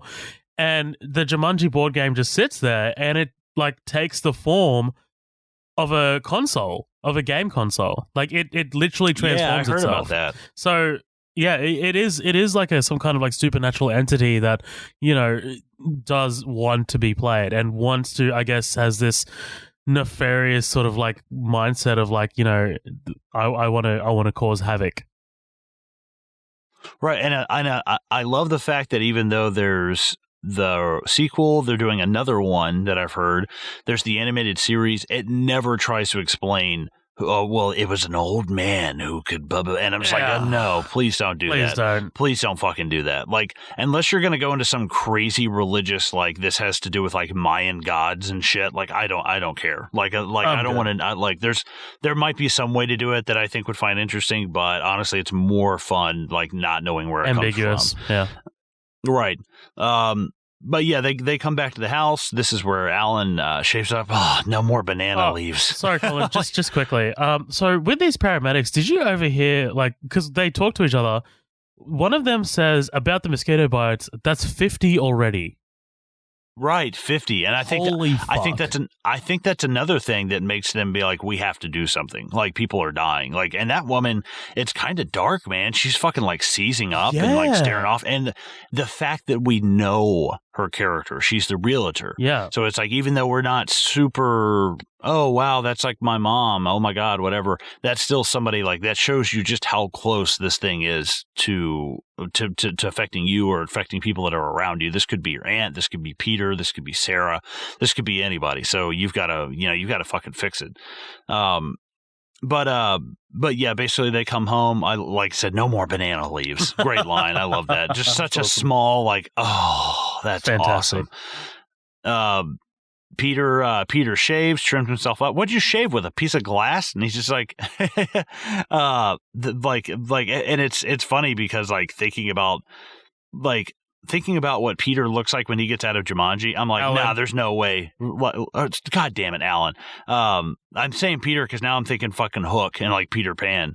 But it's so funny to think about Robin Williams' hairy ass, like, being stuck in Jumanji. I'm like, no, you would look like Cousin It from the Addams Family when you got out of there. Like, you would not look like Jeremiah Johnson or like.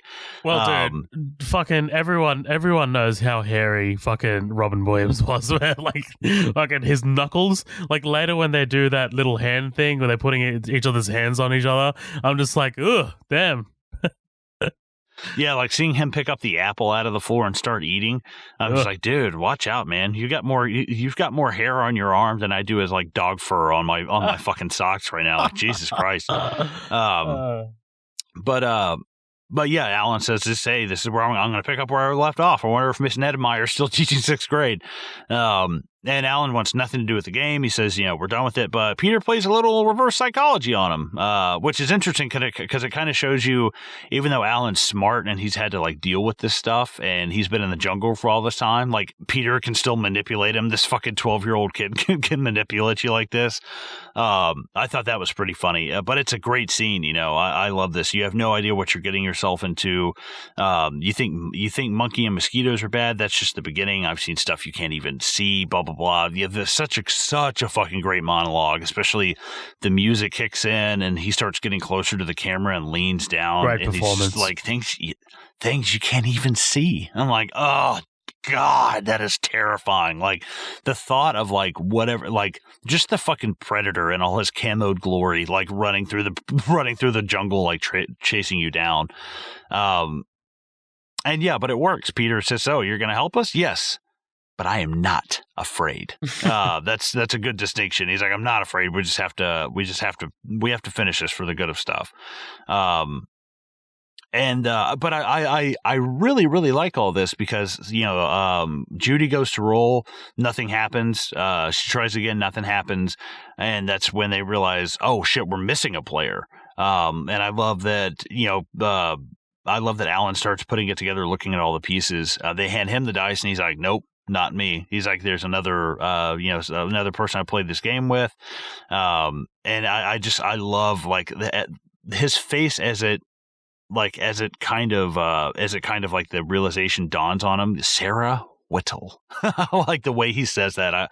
I really like his delivery. It's great, there. Yeah. What do you think of Sarah Whittle's character? I like Bonnie Hunt. But I don't. You know what? Her interactions with Alan are kind of great. Like the, it's when she's like, feel sorry for me, like that I kind of like jump off board a bit. Especially later when Alan's like, later when Alan's just like, well, think about me, 26 years in the jungle with nothing. But then she also retaliates with like, Well, no one believed me. Everyone thought I was crazy. I kind of buy that. I do like that kind of element of it. She's good, man. Like Bonnie Hunt, I think sells it pretty well. I love this reaction, man. Like when she opens the board, and she's like, "Whoa!" She like jumps over the couch. It's fantastic. Oh yeah, I love all of the people that Alan kind of has to, especially the one later on with Carl. I love when he's like, "It's me, Alan." Like all of these scenes are fucking great. Yeah, I awesome. do love these. I love, you started. She flat out asked him, "What do you want?" And he said, 26 years ago, you played a game with a little boy down the street, and it's just slowly pulling in. A game with drums. Holy shit. That's just like, especially we're already getting the feeling that she's this very closed off, like kind of person. You can just tell how bad this is getting to her. Like, she's one of these people. It's like, I don't want to talk to people. You don't know me. Like, there's no way these people can possibly know me. And then you start spitting off some shit that happened like 26 years ago. That is fucking awesome. I love that. Or Dr. Borstein, if you could call me back as soon as you can. I think I need to have my dosage checked. I assume, is she related to Helen Hunt, or am I just pulling that out of my ass? She is related to Helen Hunt for sure. I can't remember. Okay, it's his sister. Yeah. I assume so, but, I'm not going to sit here and assume you're related to Muhammad Ali, so you know what I mean? Well, yeah, I am. I mean, come on. Like, greatest boxer of all time. I'm not going to deny that. No, greatest boxer of all time. Oh, no. Hey. No, but yeah, her reaction is good. I've spent over $2,000 convincing myself whatever happened was just something made up. It was awful. It was awful. It really was. And she just has to come to terms with she has to come to terms with the fact that she's not crazy, that all of that stuff, like living your whole life denying all of this, like saying, no, this never happened, like all of this stuff. And then for like the little boy that you saw disappear to walk right up to you and hold you by the hands and say, like, no, like this happened. This really did happen. She's like, I thought your dad killed you. Sarah, my dad do that. He's like, he could barely hug me, let alone cut me into 26 pieces. Let me make a correction. Helen Hunt and Bonnie Hunt are not related. I wanted to throw that out there before this fucking episode gets published and people come after me with pitchforks. Do not send me your emails, guys. Please leave them at home. Well, I mean, also it's like two blonde white women in the 90s with the last name. I'm like, oh, okay, I can see that. Yeah. I do think it's fucking hilarious when he's like, all right, Sarah, no, you don't have to play, just give me the dice. And he just moves his hand back, and the grin on Robin Williams' awesome, face is so great. She's just like, oh, that is fucking hilarious. It's law of the jungle, Sarah. You better get used to it. I'm like, that's a full, I mean, because it completely justifies everything that he's doing in one foul swoop. Like, it just wraps up everything that he's saying right then and there. It's the law of the jungle. Get used to it. We're going to have to do this shit. Like, if you're going to want to survive this, you're going to have to leave the fucking medication at home and fucking like pull through this with me. But his grin, it's God, there's like that gap between his teeth, that huge smile. Like, God, man, I miss Robin Williams. We need to do some more Robin Williams on this fucking podcast for sure. But yeah, so he basically he tricks Sarah into rolling. God damn it, I just had this fucking thing pulled up. I literally just had the riddle. Sorry, they guys, grow much faster. Yeah, they grow much faster than bamboo. They take care, or they'll come after you. Okay. That's ambiguous. Like but basically, we get the poison ivy scene from Arkham Knight. If you've ever played that game, just comes fucking like pouring through. That's a fucking great game. Don't touch anything. Stay away from the walls. No quick movements. Oh, they're so beautiful. Oh yeah, those are the beautiful ones. They shoot poisonous barbs. The vines come up, they grab Peter, they start pulling him in. I love this thing coming out of the fucking corner, man. That is awesome. Like when it opens up and like full fucking like spread, I'm like, holy hell. And then the grossest thing are these like two weird, like the fangs on top of it. Did you catch that? It's like these weird like brown spider fangs. I was like, that is fucking disgusting. Like that creeps me the fuck out. Like not just this whole like plant-based thing, but then to have these weird like spider fangs on top of it, that scared the hell out of me for some reason. I was like, that's so gross. It's wild, man. It's wacky. But I do love the practical effects for sure. Yeah, they look fucking fantastic. I love Sorry, Angus getting the sword. Harvest time and fucking chops the thing. Yeah. The giant plant petal, whatever the fuck you want to call it, retreats. We also cut back to Carl. My car. Carl, has anybody seen Carl? Yes, I'm so glad you brought that up. The dispatch lady, she's like calling Carl every like 3 seconds. Carl, come in, Carl. Anybody see Carl? Yeah. Carl. Come in, Carl. Where in hell have you been? Wherever the hell have you been? We got a serious animal control issue over here. Cool. Call animal control. I'm a fucking cop. I'm a cop, goddammit. I was at the academy, motherfucker. Right, exactly. Call the guy who wears the big fucking furry arm mitts so when the dogs bite him, he doesn't feel anything. I love Alan basically forcing Sarah to play. You know, you don't treat people like this, and he just grabs her by the arm and drags her into the goddamn room. I like as she's trying to get up. How about a cup of tea? And he just slams the sword into it. I love that. That's so fucking cool. But I say before we jump into this part, do you want to take a break? Hell yeah, man. Sounds great. Okay, word. Guys, we will be right back with more of Jumanji right after the break.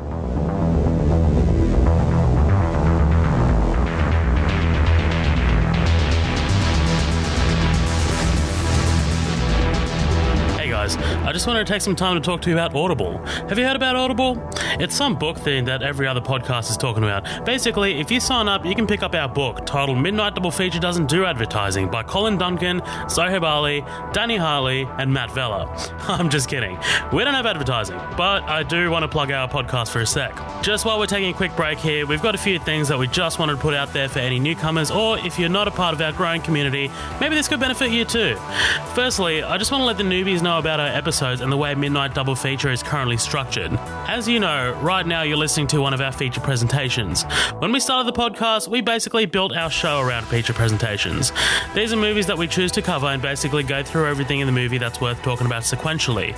These episodes are generally longer, and we're definitely looking at options to spice up our feature presentations by getting guests on. We also have the upcoming attractions episodes. Typically, these come out during the week and are much, much shorter than our feature presentations. These are hosted by Matt Vella and basically consist of a conversation between Matt and I about any movie news that's worth talking about, quick reviews of movies that are out there, and other hijinks. Finally, we have our special features. These are usually one-off special episodes that are mostly experimental and don't really have any specific definition. They could be a sit-down with a cast or crew member, a conversation between the hosts, or just a straight-up different thing that might not even relate to film. Before I let you get back to the episode, I just wanted to thank our listeners and supporters. We definitely couldn't have done any of this without your guys' constant support. If, for some reason, you're not part of our growing community, head to our socials.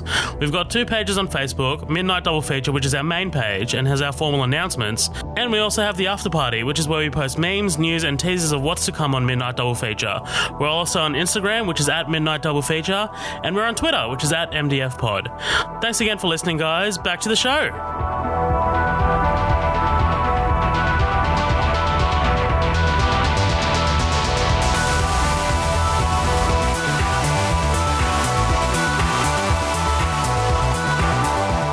Hey guys, what's going on? Welcome back. Freshly squeezed, as we like to say around here. It's going to be our new logo and shit. But yeah, so here we are back on the second half of Jumanji.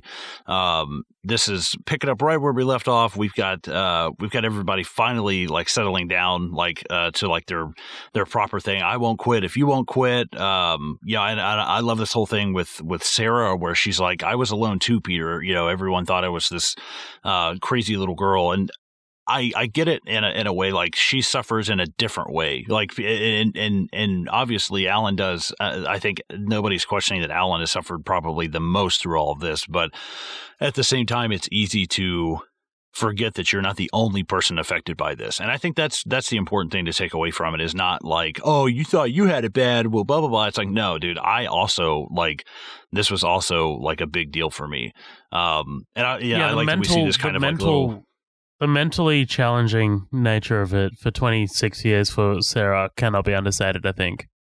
Like, no one believing her and shit, and she's going to, like, these crazy, like, all of these doctors, and she's, been through such rigorous therapy, and, like, now it's just all kind of come crashing back to her. That can't be understated. But, yeah, like, no one's saying that, your situation is worse than this guy who's spent the last 26 years in a jungle. No one's saying that, but it's still got to be crazy. And then we finally get we finally get Alan's first role back into the game. Hunter from the Deepest Wild makes you feel just like a child, and this is the introduction of Van Pelt, who's like super fucking iconic with this movie. I mean, even like I love his name, Van Pelt, like the animal pelt. I was like, oh my god, awesome, dude. I love the fact that this is the same character. This is Jonathan Hyde playing the same actor playing him. Which there is something real quickly to be said about that. Obviously, like with like it seems like at the beginning the kind of tension, like the antagonist kind of seems like Alan's dad a little bit, and then when we literally see this like transfer over, where it's like I think that Van Pelt is almost like this like conjuration by Alan. It's like he sees like he sees his father like as Van Pelt, and it's this guy hunting him down, always hovering over him. You've got to be a man, stand up, you coward, and blah blah blah. Like he is so much like Alan's dad to an extent, like a way more like up to dialed 11 like version of Alan, or I'm sorry, of Sam. Absolutely. That's a thing that I think plays more to what we were talking about earlier, with the game being this kind of sinister sort of like entity, and it is kind of like this thing that makes you challenge and question yourself. Right, exactly. And I love Van Pelt's a terrible shot, by the way. Dude. Like he's an awful shot. Well, he's working with a gun that was like, have you seen this weapon? Oh yeah, they stopped making these bullets in 1902. It's fucking 18th century. Like, sorry, yeah, but dude, I always used to quote this: "Not good enough, Sonny Jim." Yeah, Alan fucking throwing the sword, like going all like fucking Crouching Tiger on him and pinning him to the goddamn pillar. Yeah, but Van Pelt used to scare the shit out of me, man. Like I always found him horrifyingly scary. Like coming ready or not. Like he's horrifying, dude. Well, it's like the other stuff is just kind of like violent by nature in a way, like a lion, these mosquitoes, like stuff like that. But like Van Pelt is like specifically out to kill you. Like that's something that's interesting. Like that Van Pelt's a little bit different from the other like conjurations from this game. But Van Pelt chases after Alan, is firing at him. He runs out of ammo, comes across Carl. He fucking unloads into Carl's car, and him fishtailing that motherfucker, that giant piece of shit. I thought that was hilarious. Just him like whipping it around. I expected this thing just to like the four tires just to fall flat and it just like land. Dude, there's one shot of like Van Pelt kind of like running down the street with this gun. It looks hilarious because it's so out of place. Like it's this like so out of place, like Hunter, like with the garb on, everything. It's just fantastic. It's hilarious. But yeah, he blasts and like turns fucking Carl's car into Swiss cheese. But like I love this like ongoing joke, like how much this car can take, like how much damage like fucking destruction it can take. But yeah, Van Pelt, when he fires on the car, like, because this gun is like lever action, like earlier when like Alan's trying to get away, suddenly it's not lever action when he's firing on Carl's car, which is hilarious. Yeah, it's like fucking automatic. Yeah. It's just like unloading. And yeah, and we get back to the game, them rolling, don't be fooled, it isn't thunder, staying put would be a blunder. Yeah, dude, this shot of Alan running back to get the board, stampede, and like him, oh shit, the board, and running back and grabbing it is so fucking burned into my memory, man. Of him running back and then the wall just explodes. For me, it's the yell. It's the yell. It's the and then the fucking stampede just comes straight through the wall. Ugh. See, and I don't hate the way the Stampede looks because it's fast. It moves by so quickly that it's like super hard to focus on a lot of the smaller details of the CGI. And I don't mind it like this. Hate it. Oh man, I like it, man. It's like a fucking moving wall of pixels. Well, especially like once the bird lands and the bird comes up and like snatches the game, they do like part of it practically, but most of it CGI. And especially like once it zooms in, it grabbing it with its beak, it looks terrible. But I like the Stampede just because a little. Did you notice that? Right.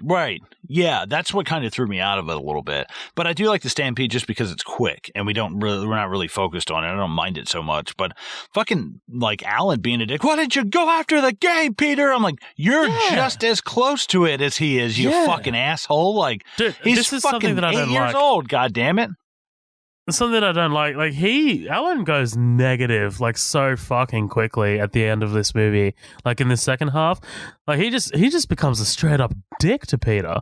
Like I get that he has this arc, like a story arc that he has to kind of fulfill, but man, like because he's becoming like his own father. Like that's the thing. But it's just like it kind of comes out of nowhere. Right, exactly. It's just kind of like, oh, okay, we're going here because we have to go here. All right, whatever. But yeah, and the seagull flies off with the game. We cut back to Van Pelt, him trying to get. I need to grow some. I need to grow. Oh, the pelican. Sorry, excuse me. Seagull. I love fucking Van Pelt. Yeah, I want to grow some of these. You know, they stopped making these in 1903. It's like, I should need a replacement weapon. Dude, please tell me you were thinking Terminator. Oh, hell yeah, dude. Yeah. I was immediately thinking of Dick Miller in that, just because, I mean, we just did Small Soldiers, so it kind of made me think of Dick Miller and stuff. But, and dude, is that Gary Oldman's sister? Is that like behind the counter? Because I was like, wait a minute, she looks like that chick in the Hellboy trailer who's kind of like asking him for ID, and he's like, are you serious? Too. And I was like, I don't know. I don't want to say that's her. It just looks a lot like her. It would be kind of random if she popped up in this, but whatever. If you buy me some time and meander, I'll fucking look it up. God, dude, I swear to God, it looks so much like her. I do like the joke. Yeah, you're not a postal worker, are you? Oh God, yeah. I'm like, holy shit. But yeah, him just throwing down the coins, or I can fill these out. Like it's no big deal. Oh, America. We cut back. Yeah, we cut back to Alan and the gang. They track down the pelican. Alan's kind of like goes all full fucking castaway and catches that fish with his bare hands and distracts the pelican. It gets lost in the water, but Peter going fucking like full fucking like, I was like, all right, this is cool. I like this. I like the fact that he's actually kind of like proactive and shit. And ends up snagging the game like right before it falls down. Right before it goes down the waterfall.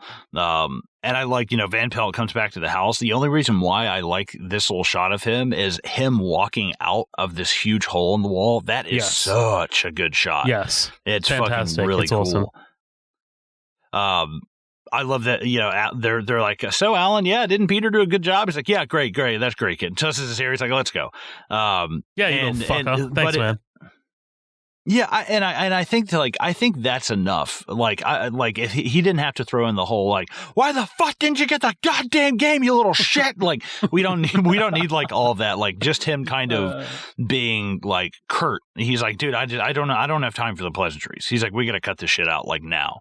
And like it can just be scaled back a little bit in my opinion, but yeah, this is where they run back up on Carl. Every time I see you, I don't believe this. Every time there's you, I run into trouble. And me, I don't even know what you're talking about. Which is funny because like if it wasn't for the kids, he would know it was Alan. Because he looks totally fucking different than he did before. Dude, this car, like every time he stops the car, like the sound of the fan belt, like the ticking, the tick tick tick tick. I love it. It's fantastic. Well, and Alan, I like how smart he is here. You see like Alan's survival, methods and shit. Just like, dude, I just survived. I didn't try and fight Van Pelt. I just ran. So he like lets himself get arrested just to get away from him. I'm like, God, yeah, this is how he survived for that long, And then, of course, we've got Peter trying to cheat the system, trying to drop the dice down like right where they come out. I thought I could end the game myself. I was only 10 spaces away. A law of Jumanji having been broken, you will slip back even more than your token. You tried to cheat? No, I tried to drop the dice so they'd land on 12. Oh, well, okay, honey, that would be cheating. That's I did laugh my ass off at that. I don't want to go past the silenced gunshot, that one shot of Van Pelt, like narrowly missing Alan, like his head. Right, like, it's just that, like Alan realizes something's off. Just the dirt like dancing behind him. I like that. I love the shot. Peter, your hands. And it's these hairy ass hands. I'm like, that's just Robin Williams. They didn't need to do special effects. All they had to do was cut to Robin Williams' fucking hands. Yeah, literally. I love this scene between Carl and oh god, so good. Alan, I've forgotten Alan. Jesus, I keep trying to say fucking Peter. Hell. It's because I love Hook, man. It's fucking me up. Yeah, and this is where Alan kind of starts hitting him with the history of it. You were the soul man. Yeah, and I was there too till he fired me. I could have had something that could have turned this whole town around. Your shoes. He's like, right, my shoes.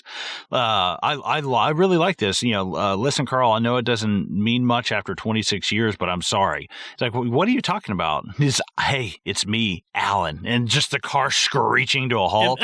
I love the shot of him in the rear view. That is so fucking good. Yeah. The sound of the car screeching to a halt, it's fucking fantastic, man. I love it. It's just this like mid-wide shot. It's just like, oh, it's fantastic. It's well done. Yeah, but you were totally right, dude. Every scene where like Alan gets to interact with like someone from his past is beautifully done. Yeah, I like him a lot. He gets to tie up all those loose ends. And yeah, this is where we've got Van Pelt running up on Sarah with did he just Judy sneak and Peter. Up to him? Did he just like fucking like? How does this fucker sneak up to these guys with their backs turned? Right, yeah, this guy would stand out in a crowd like fucking crazy, and it's like somehow he found them before they found him. I'm like, okay, whatever. He's a fucking hunter, I'm assuming he can track these fucking people. He takes the game away from them, but Peter is immediately able to get it back and chases himself right into the fucking stampede. Interesting about this Oldsmobile, though, a lot of people, cried foul when they destroyed this thing, but it actually had a terminal illness and was going to be put down in a couple weeks anyways. So the Humane Society didn't have a problem with him getting crushed under this Oldsmobile. But it's kind of like Van Pelt gets the game, they get the game back, then Van Pelt comes and takes the game right back. Yeah. It's all very pass the parcel kind of thing, right? Right, exactly. And they end up just chasing Van Pelt back to the I guess it's kind of like a Walmart, really. And he sets the trap. Of course, they fall fucking right for it, and it's just like got it set out on the counter. I thought it would have been hilarious if she ran up, grabbed the game, and he was just like, boom, and fucking like blew her fucking head off like in some Fallout like vat shit when you blow limbs off people. What? Can I just this entire scene? It is fucking ridiculous. I hate this. This entire fucking Peter walks up to Van Pelt, bites him in the leg, and then Judy just like blinds him with the price checker. Like, come on. Fuck off. Right. I'm like, dude, don't get me wrong. I've played in some grocery stores and we used to shine each other at like Joe, like, oh, and like it is bright, but it's not like, dude, you have a fucking fully automatic weapon, just like blah, blah, blah, just like triple murder right there. Can we just acknowledge you played in some grocery stores? What? Did you? Well, no. Sorry, I worked and played in some. I say played because technically I was employed, but I really didn't do that much. I mainly played in grocery stores. I'm picturing your mother being like somewhat like fucking neglectful of you and your friends. She's like, "All right, kids, go play, go play while I do some shopping." And you guys are fucking. You're like these monkeys. You're running around in this supermarket just playing the fucking scanners. Just like as she's checking out, one kid's just slamming his head into the cage, the other one's shining the scanner's red light right into his eyes. You're riding a conveyor belt, yeah. But yeah, we see Carl letting Alan go, and Alan handcuffing him, throwing the keys away, and then immediately needing to drive with him. I was like, he's kind of like, oh fuck, I didn't mean to do that. And I love Peter setting up the Home Alone trap against Van Pelt, like in the department store. What I like about this is the fact that they go through this big like this big kind of like rigmarole with him setting up this whole trap with the laundry detergent and him slipping through it and catching himself just for them to set off the oxygen tanks and fucking blow him back. But as soon as they're like, okay, cool, we got the game, he comes back and just one foul swoop, just like ping, like shoots that thing and sends the tires off. He's kind of like, I don't have to make silly ass games. I have a fucking gun. He's like, I'm a hunter. I have a big ass gun. I don't have to set Home Alone Macaulay Culkin traps. Like, there is like a scene here where he gets into I can't remember, a struggle with someone, and he fires like a few silence shots into the ceiling, and like it's just like, man, just use it, kill these fuckers. Right. Well, he even says he's like, listen, I don't want to kill you. You know, if I wanted to kill you, I could have done it by now. It's like, well, why don't you kill us? He's like, you're not the one who rolled the dice. And I like that. I actually really like the fact that Van Pelt's like, no, you're not the one I'm after. Right, like the rules of the game. Right. I think that's so fucking cool. Alan and Carl drive through the store and end up killing at least half a dozen people flying through here fucking blindsided. I'm like, God, there's no fucking way. Like, I just, as they pull up, I wanted Alan to get out and there'd just be like a pile of bodies under the car. And they're like, all right, let's keep playing a board game. There's like people fucking dying underneath them. Help. Help. Yeah. Oh, fuck. Sorry, guys. I gotta roll this dice. Yeah. But yeah, so they're all reunited. We also we see Aunt Nora again. You know, her reading. There's almost like this like in movie kind of joke about mental health, like self-help kind of shit. Like they're always like, you know what I mean? Like we have the aunt listening to the self-help and she's kind of like overanalyzing everything. The same thing with Sarah. Like Sarah's, you know, basically having a mental breakdown. Like, I think there is like something being kind of said there about the whole like mental health thing of like people kind of like getting like way too into it and just like, you have to find your calm and stuff. And it's like, hey, if that's what you do it. But they do kind of like make that like a funny talking point in this. But yeah, I love the straggler. What do you think about this? The straggler rhino, the one behind him. Oh yes, right at the end. That's definitely me. The sound design that they use for the rhino is fantastic. What do you think about this scene with Alan and Peter when he's got the tail like clogged up his ass? Yeah, I dig this. I realize, like, I like that Alan just realizes that, hold up, I spent 26 years in the jungle and I still became my father. Like, I love that. That's an amazing line. It's great, man. Like, it's great. Like, there's no other sort of like, nothing else I can put on it. I'm fucking retarded today, apparently. So. Well, I love Peter, like his crying. It's just him like he's actually making like little chimp noises. Shut up, kid. I think that's fucking funny, dude. It's kind of like instead of him just being like a kid crying, it'd be like if a monkey was crying. That kind of cracked me up. But it's the fact that I guess I'm like, how is his tail working? Is it coming out of the top of his ass and it's pushing the tail back into his butthole? Like, how is this working, man? Like, what is? I mean, don't get me wrong. I think it just grew out of his asshole. It just grew out of his asshole. He's like, no, this is just a huge shit that I've taken that won't break off. But basically, they bring the game back to the parish house, and that's where we see like the fucking that it's completely overgrown now. Carl gets his car back. That goddamn it, dude, it's still fucking running. And only for a minute, though, because then he picks up Aunt Nora and the thing just wraps him up. Dude, I mean, David Alan Grier's scream when that thing threw that. Dude, the way as the vine touches his face, it's fantastic. Well, and it's so funny because when you listen to Aunt Nora, she's just like, dude, it is so fucking bad. Like when I was listening to it, because I'm listening to David Alan Grier and it's hilarious, and then hers is just like this like back filler, like oh my god, no, but good lord, I can't help it. I'm listening to it now. She is like. she is such an attractive woman. I don't know what it is, man. I don't know. She's just got this like French fucking Marion Cotillard like kind of look that I'm like, I dig that. Why? Because she's wearing a fucking beret. Yeah, that's probably why. And the dark, she's drinking wine. She's got a beret. She's got dark eyes. Whatever. She's French. I know my own kind. So okay, fuck off.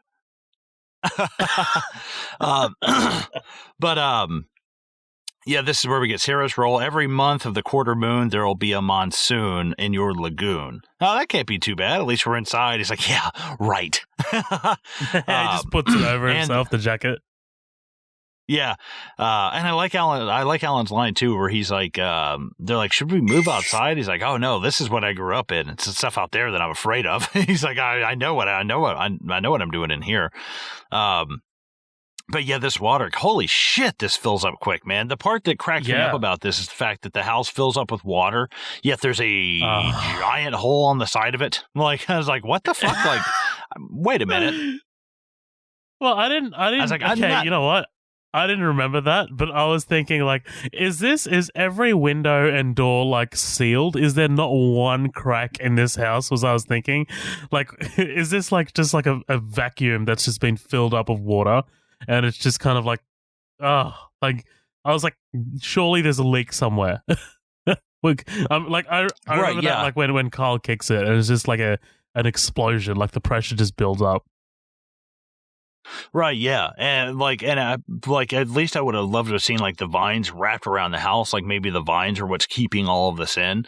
I like it. Something like that's fucking cool. But I do love this whole, like I said, this perilousness of this whole thing. The monsoon comes in, they're on the table, he's putting them up on the chandeliers. The fucking crocodiles, alligators. Not sure which one exactly. Like crocodiles. It's in the script, Colin. In the script. Oh, sorry, Jesus. The script, which has like 5 fucking writers, by the way, same as Small Soldiers. I was like, what the hell, man? What is this? Like, that's 90s. 5 fucking writers. I love the alligators. Is that what we literally just said? Alligator? Crocodiles. Crocodile. God damn it, dude. I mean, no, no, the crocodile hitting the table and flipping him up. It's this whole thing of like this whole cat and mouse kind of like, it's got this great kind of like choreography to it, this like back and forth kind of feeling. And I like that. Ma'am, step back and let me handle this, please. It's probably nothing. I left the TV on too loud. And he hears the noise inside. And he's like, oh, I've always wanted to do this. That part cracks me up. Especially the fact that he's got the old ass fucking like Danny Glover's revolver and Lethal Weapon. Right. But the water comes blasting out of the house. Like Danny Glover. You fucking racist. Jesus Christ, Zoheb. No. That's what he looks like. That'd be so funny if he were just like, I'm getting too old for this shit. But I'll tell you what I'm not a fan of, though. Yeah, what's that? I can't do Robin Williams wrestling this giant crocodile. I just can't do it. I don't hate it. It's not. It doesn't look the best. It's definitely like a mechanical like crocodile, but it's not. It's not anything. It's not anything to write home about. But I don't hate it. I guess it is what it is. I can accept it. He's like, I'm riding home. I'm coming home from camp and writing about it. But yeah, the water comes bursting out of the house. They're all saved. Alan, you wrestled an alligator for me. You look back and Alan's got a huge fucking boner because he's a virgin and had a sexual awakening in the Amazon. like Jesus Christ. I mean, Alan might not be a virgin. Might got somebody else sucked into the game, and somebody else sucked onto his dick. I don't know. I'm just saying. Maybe Alan found somebody out there. I hope more so. Banana. He was like coming into the banana leaves. Yeah, exactly. Oh my God, it's like so many crusty banana leaves lying all around. I love. They take the game upstairs. He's like, I got it. Colonel Mustard in the library with a wrench. Yeah, I love that joke. That's actually pretty funny. That's definitely some Robin Williams improv. But yeah, like, and honestly, this movie, we were talking about this, there's only 20 minutes left of this movie. This thing picks up, man, like super fucking fast. They don't really waste any time, like, towards the end of this. This movie picks up very quickly with, like, what happens, because we've got the monsoon, then we have the floor turning to quicksand, then we have the spiders coming out, like, so much shit. But yeah, beware the ground on which you beware the ground on which you stand. The floor is quicker than the sand. I do like that. I like that kind of riddle. They keep handing him shit. Stop handing me stuff that comes apart. I was thinking that when it was happening. This is another moment of CG that just took me right out of it, man. I was just like, fuck. Yeah, no, it does not look good. It really does not. It is like that's awful. One of the few. It's not as bad as the monkeys, but it's still pretty fucking bad. But I like Judy here. This like super quick thinking of like just skipping right to the next thing. Because I'm like, yeah, why don't you just keep doing this? Why don't you just keep running with the game and playing shit until one of you hits fucking Yahtzee and you get done with this shit. There's a lesson you will learn. There's a lesson you will learn. Sometimes you must go back a turn, and everything stops. Alan's fucking stuck in the floor. I love that. His hand sticking out, along with like Sarah right on top of him, her arms being sucked in. Oh, thank you, Judy. Thank you. That's very quick thinking. Like his teeth all sucked. Sarah and I would like to get out of the floor, so it's your turn, Peter. This is where Peter rolls, and we get this little moment also between Alan and Sarah, which is pretty cool. A little bit of foreshadowing, we'll see what's going to happen like later on in the future. And like, I don't mind this because they kind of need this moment, but, need a hand while you wait. We'll help you out. We each have 8. This shit scared the hell out of me when I was a kid, like the way they look. And now watching them now, they're just like these little like jitterbugs on the floor. I'm like, oh dude, God, these look terrible. They might as well be wind up fucking things. Like they don't look great. Like, they don't look menacing at all. No, and they're so fucking slow. Right. This, this is where we get Alan sending Peter out. My dad kept a axe in the woodshed. This part, I laughed my ass off, dude. Because I forgot about it. Judy fights him off with that. It's some kind of like music stand or something like that. Like she's fighting him off. Peter runs out, gets the axe, goes to swing, and he just like stops, looks right at the camera, and I'm like, that is fucking hilarious, dude. Yeah. Especially the fact that I think this is a little sped up, like the footage of him like tugging on the door and like swinging the axe and shit. I like the speed of it, And then him running back in, and then Nora seeing him. That is fucking like great. Just the fact that she has no idea what's going on. And well, let me get you up to speed. There's a guy hanging out of the top of the ceiling. Half his ass is hanging out of the fucking ceiling. I have a tail. And then yeah, there's a lion in your bedroom, and I'm running around with a tail and an axe. Like, Jesus Christ, that is fucking hilarious. And, but I think this is necessary at the same time because we can't avoid putting off her coming back to the house anymore. But at the same time, like, she gets so overloaded with this stuff, they just lock her in the closet. It's like, okay, you want to come back? Well, here's everything that's happening. She's like, I'll go in the closet now, and just like stays in there. They lock her in the fucking closet. I do like that part. Fucking Judy getting popped in the neck with that goddamn plant. Dude, oh, surprisingly violent, right? That's hard to watch, man. Her pulling that thing out of her neck, like, ugh, like, I did not like that. I mean, it's no like Mia Wallace, like overdose scene from fucking Pulp Fiction, but it's like, the way Peter fights with that axe, he's wait a minute. I was like, I don't remember that in Jumanji. I was like, wait, Pulp Fiction. The way Peter is swinging with that axe from like a fucking mile away trying to hit that spider. I was like, come on, dude. What are you doing? What are you doing? Dude, yeah, it's like, that is fucking terrible. These things literally move an inch every 4 seconds. Jesus Christ, Peter. I love because the next one I like they literally just like give Sarah the fucking dice and put them right in her mouth and put the board on Alan's head. I'm like, yeah, that's cool, dude. Just roll with the punches. Sarah collapses. You're almost there with much at stake, but now the ground begins to quake, which obviously ends up it ends up opening up the room, but at the same time it sends all the spiders away for some odd reason. Like I don't get that. Like they didn't really defeat them. They just kind of go away for we gotta go away now because the next thing's happening. I don't know. We're gonna go get a drink. Just like a bunch of fucking spiders hunched over at a bar, smoking like cigarettes and drinking beer. Like this reminds me of the Last Crusade. Like, do you remember the Last Crusade where like right at the end there's like that massive sort of like quake, and then like the ground opens up and the Grail lands on that little platform and they're reaching for it. Like just when the Jumanji board game landed on that like little platform there, I was like, God damn, that just takes me back to Last Crusade. I think that might be my favorite Indiana Jones, actually. It is. Like that might be my favorite out of all of them. Absolutely. Yeah, it's fucking great. Like you said, the board game falls.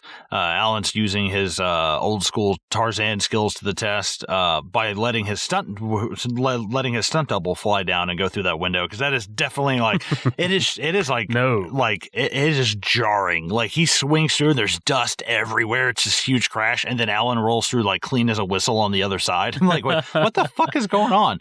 I do love when he's swinging like the fucking lion like lashes at him. And he's like, "Ow, Jesus!" Oh yeah. That's fine. I love the shot of that from outside of the house, just ripping in half. Like it's an obvious model, though. There's nothing really that stands out about what Joe Johnston does, but I don't hate it. Like, he does fine. Like, the whole shots of Van Pelt shows up, Alan drops the dice are fucking falling down the steps, which takes way too long. I don't like that. Like, that dice drop is like, Jesus Christ, dude, that is taking so fucking long. End of the line, Sonny Jim, game's up. Stop running. What it was He's like, fucking covered in paint. Yeah. What did you think about this scene with Alan finally standing up to Van Pelt? Aren't you afraid? Yeah, but my father told me you should always face what you're afraid of. What did you think about this? Yeah, fantastic, man. Like, probably like the only way you could actually end this arc, probably the most tense way as well, like with the dice, like you said, the dice rolling away. I don't mind the dice roll like being this long, because like I think they are setting it up to be a bit more tense, and I love the shot of like the dice rolling. Like it looks cool. But yeah, man, like he's like, I'm terrified, but my father told me, you should always face what you're afraid of, and like that is the moral of the story, really, right? And the way it ends, it's great. Like, but not even that. Like when the movie ends and he's just like Jumanji, he's like, what? Jumanji? Yeah. It's great. That's what cracks me up, the fact that he's like, what? You mean the only thing of which I exist for? What's Jumanji? like has no idea what he's talking about. But yeah, Alan is up rolling, fucking Yahtzee. We see I do like Van Pelt shooting the gun and then the bullet catching awesome in midair and like being pulled back. It looks great. I love the fact that Alan doesn't mind Sarah being a human shield. That's cool. Just she jumps in front of him and he's like, yeah, sure, fuck it, why not? I'll do this. I realized that this time around, man, and I was just like, that is hilarious. Like, you learnt the arc that you should like stand up to what you're afraid of, but you can still use a woman as a human shield. It's fine. Yeah, right. No problem. Fuck it. Put Sarah, put Judy and Peter in front of me in case he gets I'll tell you what, like a shoulder shot. Fucking Van Pelt, like as like the animals are like going into the game, Van Pelt's face with his tongue out, like he's like, oh, and his like tongue sticking out. Yeah, he's like, oh. And don't get me started on that shot of like Van Pelt's head inside the game. Like, I hate that shot. Well, dude, one thing that I wish, like, just this is such a small nitpick, and it just occurred to me. I would have loved to have seen the bats get sucked back in from the original game, like seeing them and like seeing just a quick like, oh fuck, like we're going all the way back, like we're pulling all this shit back. That would be fucking cool. But that's one of those things where you're like, at that point, I don't expect anybody, like a casual viewer, to be like, oh, those are the bats from the original thing, blah blah blah. But yeah, so fucking Jumanji game gets pulled in, all the animals are getting sucked back, and here we are, snap right back to 1969 with Sarah and Alan. Not sure why this happened. This feels like Back to the Future. Like, you remember Back to the Future when in number 2 when they go back to 1985, and they're just kind of like this in this alternate history. Like, that's what they're doing here, right? Yeah, that's kind of what it feels like. And like, the only thing that makes any sense to me is the fact of like, okay, like I understand the fact that Jumanji has affected like the timeline and that's why it's correcting it. But at the same time, like, I don't understand why, like, it just kind of makes the consequence of the game inconsequential. The fact that you beat the game just like reset everything. And I guess that is just kind of the point of it all. Like, the game really sticks by its rules. It's like, well, you beat the game, we'll set everything right back just the way it was. And I do kind of like that. I like the fact that the game is like, we're not like, we might take you for 26 years and throw you in the jungle and kill everyone you love and make you play this game in the future still, but we'll give you back a life that you lost. And I'm like, I actually kind of like that. It's like noble. Like, the game is, I like this whole thing of the game being like, you've been a fair player. Like, you've like you see it with Peter cheating, and it's like, no, fuck you. We're going to exact like the consequences of that on you.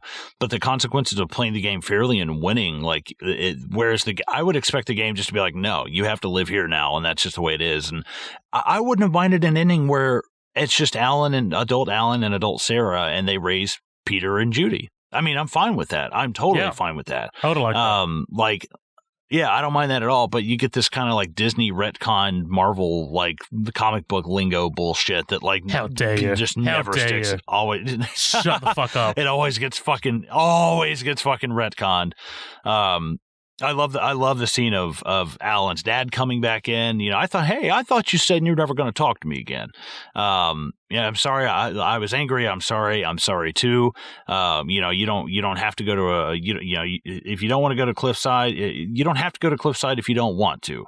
I like that. I like that he sees him with the girl and he's just like, let's talk it over tomorrow, man to man. Oh, yeah, and we've also got Alan saying, hey, by the way, that was me who put Carl's shoe on the conveyor belt.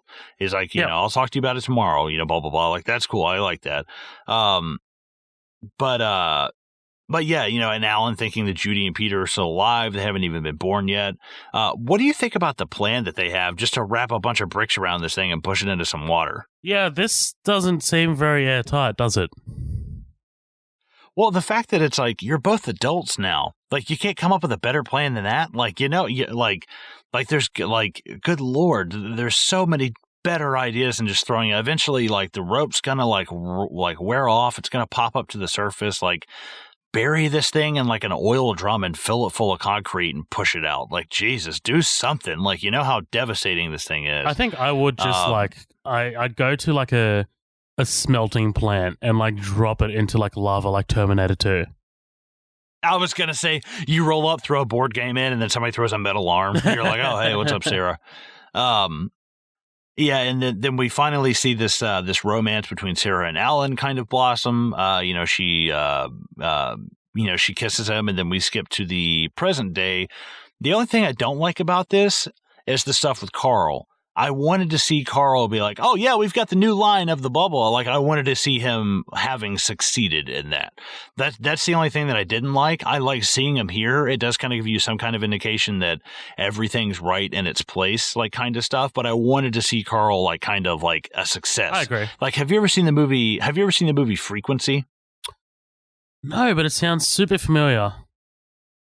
It's got like Jim Caviezel and Dennis Quaid and like a shit ton of people in it. But there's a friend of his that has an idea for Yahoo, and there's like a time travel like kind of thing. And then at the end of the movie, he goes and fixes everything back, and he tells his friend when he's a little kid, he's like, "Remember the word Yahoo," and that's it. And then in the future, the guy has like, you see his car, and it has like Yahoo 3 on like a fucking Bentley license plate. It's like some nice ass car.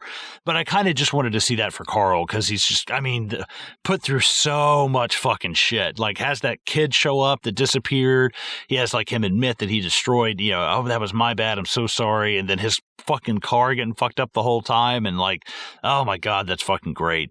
But yeah, we're at this Christmas party and we find, God, imagine waiting so long, being Alan and Sarah and just waiting to see Judy and Peter again. Like, holy fuck, like waiting awesome. So long. I love that kind of shit. Me too. I watched it in something recently. I can't remember. Someone just like waiting years. Oh, dude, we covered it. Fucking Star Trek. Remember when right? They're waiting for Spock for like 20 years or some shit, and I was like, damn. It makes me think of like Futurama when they leave Bender behind in 1950 Roswell, and then they go get him back in like the year 3000, and he's like, "Took you long enough." But I love the fact that they stake out their parents. They want to find them and offer them a job so they can't go on the trip. Right. I love that because they're awesome. Okay, here they come. Like they know who they are. And we obviously see Alan and Sarah are expecting as well. I love, he's like, well, how soon can he get started? And he's like, well, we've got this ski trip coming in at the beginning. No! We're going to need you to get started right away on that new role. And he's like, well, okay, that's fine. But yeah, I love this whole thing of like, the shit that these two people have been through, Sarah and Alan, like the shit that they have gone through just to make everything right in the world, and the fact that they can share that with each other. And I love that they're the only two people that'll ever know what really happened. And I fucking think that's so cool. It's kind of like Logan and Professor X and Days of Future Past. You're the only one who ever knows like what almost really happened and like the seriousness of it. And I think that's fucking cool. Is. Like just to have that little moment at the end between them. I think that's really cool. But yeah, that's fucking Jumanji, except for we also, we wrap up Christmas with the parishes and then cut to France, on the shores of France, and we see Jumanji wash up. Like I said would fucking happen, you dumb cunts. Jesus Christ. And it seems like it's just been like a few days. I'm like, good Lord. It didn't even say like, it's like I know it's been, buried in like 1969, but good Lord, it washed right back up. Like, God damn it. But that's fucking Jumanji, man. Give me your closing thoughts. Yeah. Tell me what you think. Before I give my closing thoughts, dude, this movie, I just realized, was written by a guy named Jonathan Hensley, one of five, right? But Jonathan Hensley, I was like, oh, dude, that sounds familiar. He wrote Die Hard with a Vengeance, obviously Jumanji, The Rock, Con Air, The Saint, Armageddon, Gone in 60 Seconds, and he directed The Punisher, the Thomas Jane one. Like, what? That's fucking wild. Yeah, I like plenty of those. Me too, man. Me too. But no, Jumanji, 1995, like I said, man, loved it when I was a kid. This was my jam. This was awesome. Just that 90s adventure movie. Honestly, it is tough to like pick out. If someone asks you, what is the ultimate 90s adventure movie? What do you think of? Do you think of Jurassic Park? Because not really. They're stuck in like a fucking one area, right? It's tough. It is tough. I don't know. I think I would probably have to go with Jumanji. It's just got that perilousness that I was talking about that I really enjoy. That's I know there's more out there, but I can't think of it right now. Right, me too. But yeah, this man, like watching it now, there are a few goofy moments. I mean, the CG has not aged well. $65 million, guys. You could have done a lot better in 1995. I know that sounds a bit harsh, but yeah. Obviously, the MVP is fucking Robin Williams, man. Like his delivery and the moments of dramatic stuff that he's got is fucking awesome, man. the plot, the concept of it is fantastic. It's really engaging, and it is a story that you do want to see, like how it ends and how it plays out. Van Pelt, the guy that plays him, was it Jonathan Hyde? Is that what you said? Yeah, Jonathan. That guy's Hyde. awesome, dude. Like he's got such a commanding voice, a really great screen presence. But ultimately, I think it's a bit.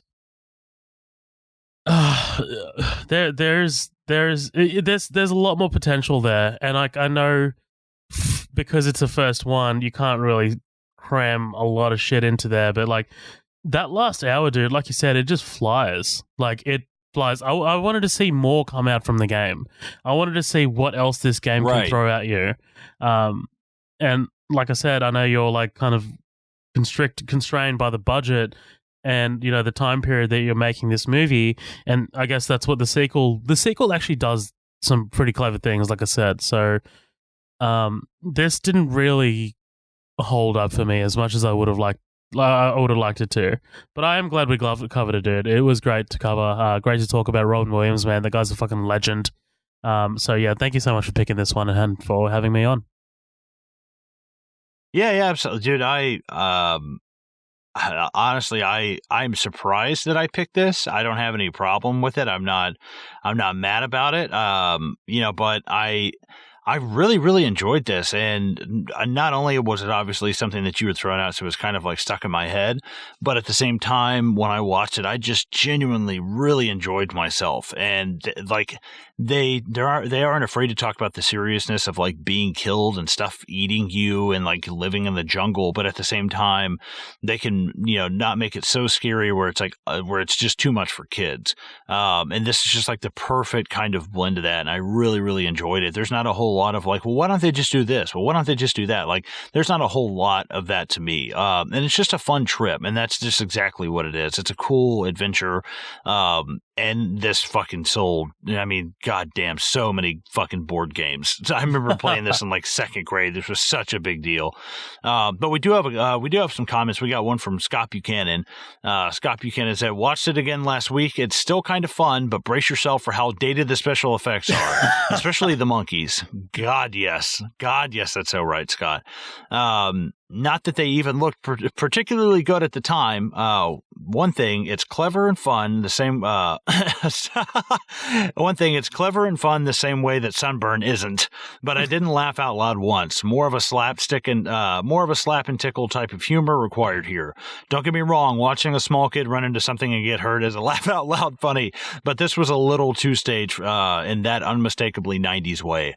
Still, it's fun, but not so much fun it required to reboot 20 years later. Hell yes, totally agree with that part. Definitely agree with most of that, especially the end and the CGI monkeys. Good God. But yeah, I think new that's one's not a reboot though. Well, yeah, reboot, remake, fuck it. I mean, it might as well be. Because literally, it changes like from a board game to a video game. So it's like it's not really a reboot. It's just. It's a continuation of the story for sure. Yeah. It's almost like an episodic thing. Sequel? Which is a sequel. I get it. I definitely do. But it's not the board game, is what I'm saying. It ends up being like the video game, and it is something different. So I'm like, it's not a direct sequel, but it is a sequel. That I think that's fair. I'm trying to warm you up to this thing, to this sequel. Man, do you got anything else that you want to add before we jump off here? Not really, man. I say let's just plug our socials real quick and get the fuck out of here. This has been a long one, dude. This is what happens when you fucking cover our shit. I know, right? Yeah, but yeah. Well, basically, if you guys want to find us, we're on Instagram at Midnight Double Feature. We're also on Twitter at MDF Pod. You can find us on Facebook at Midnight Double Feature. We've also got the group attached to it called the After Party. Everybody's invited. You can come in and talk about upcoming news, what's going on, stuff you're excited about, stuff you're not excited about. And also, we're on YouTube. We're on Spotify. Please stop by and review us on iTunes. Every review helps. It really, really, really does. I've had some really cool feedback from from, some friends lately. They're always saying, how can I help you out? What's going on? Like, do you guys have a Patreon or doing this? We don't, we don't now. But for now, the best thing that you can do is rate and review us on any kind of platform. Find our Facebook page, whatever system that you're listening to us on. It just helps us grow, and it helps us really bring in the numbers when people look at us. Look at that first page. They're going to look at how many reviews you got and how high they are. So the higher you review and the more you rate us, that's awesome. So thank you guys so much for who have done it. If you haven't done it yet, just find out wherever you can rate, review us. And hey, if we suck, fucking say so, man. Don't do 5 stars because I said so. Write us some piece of shit review. I'm waiting for the first shitty one. I really want to see it. But yeah, thank you guys so much for listening. And we will catch you guys next time.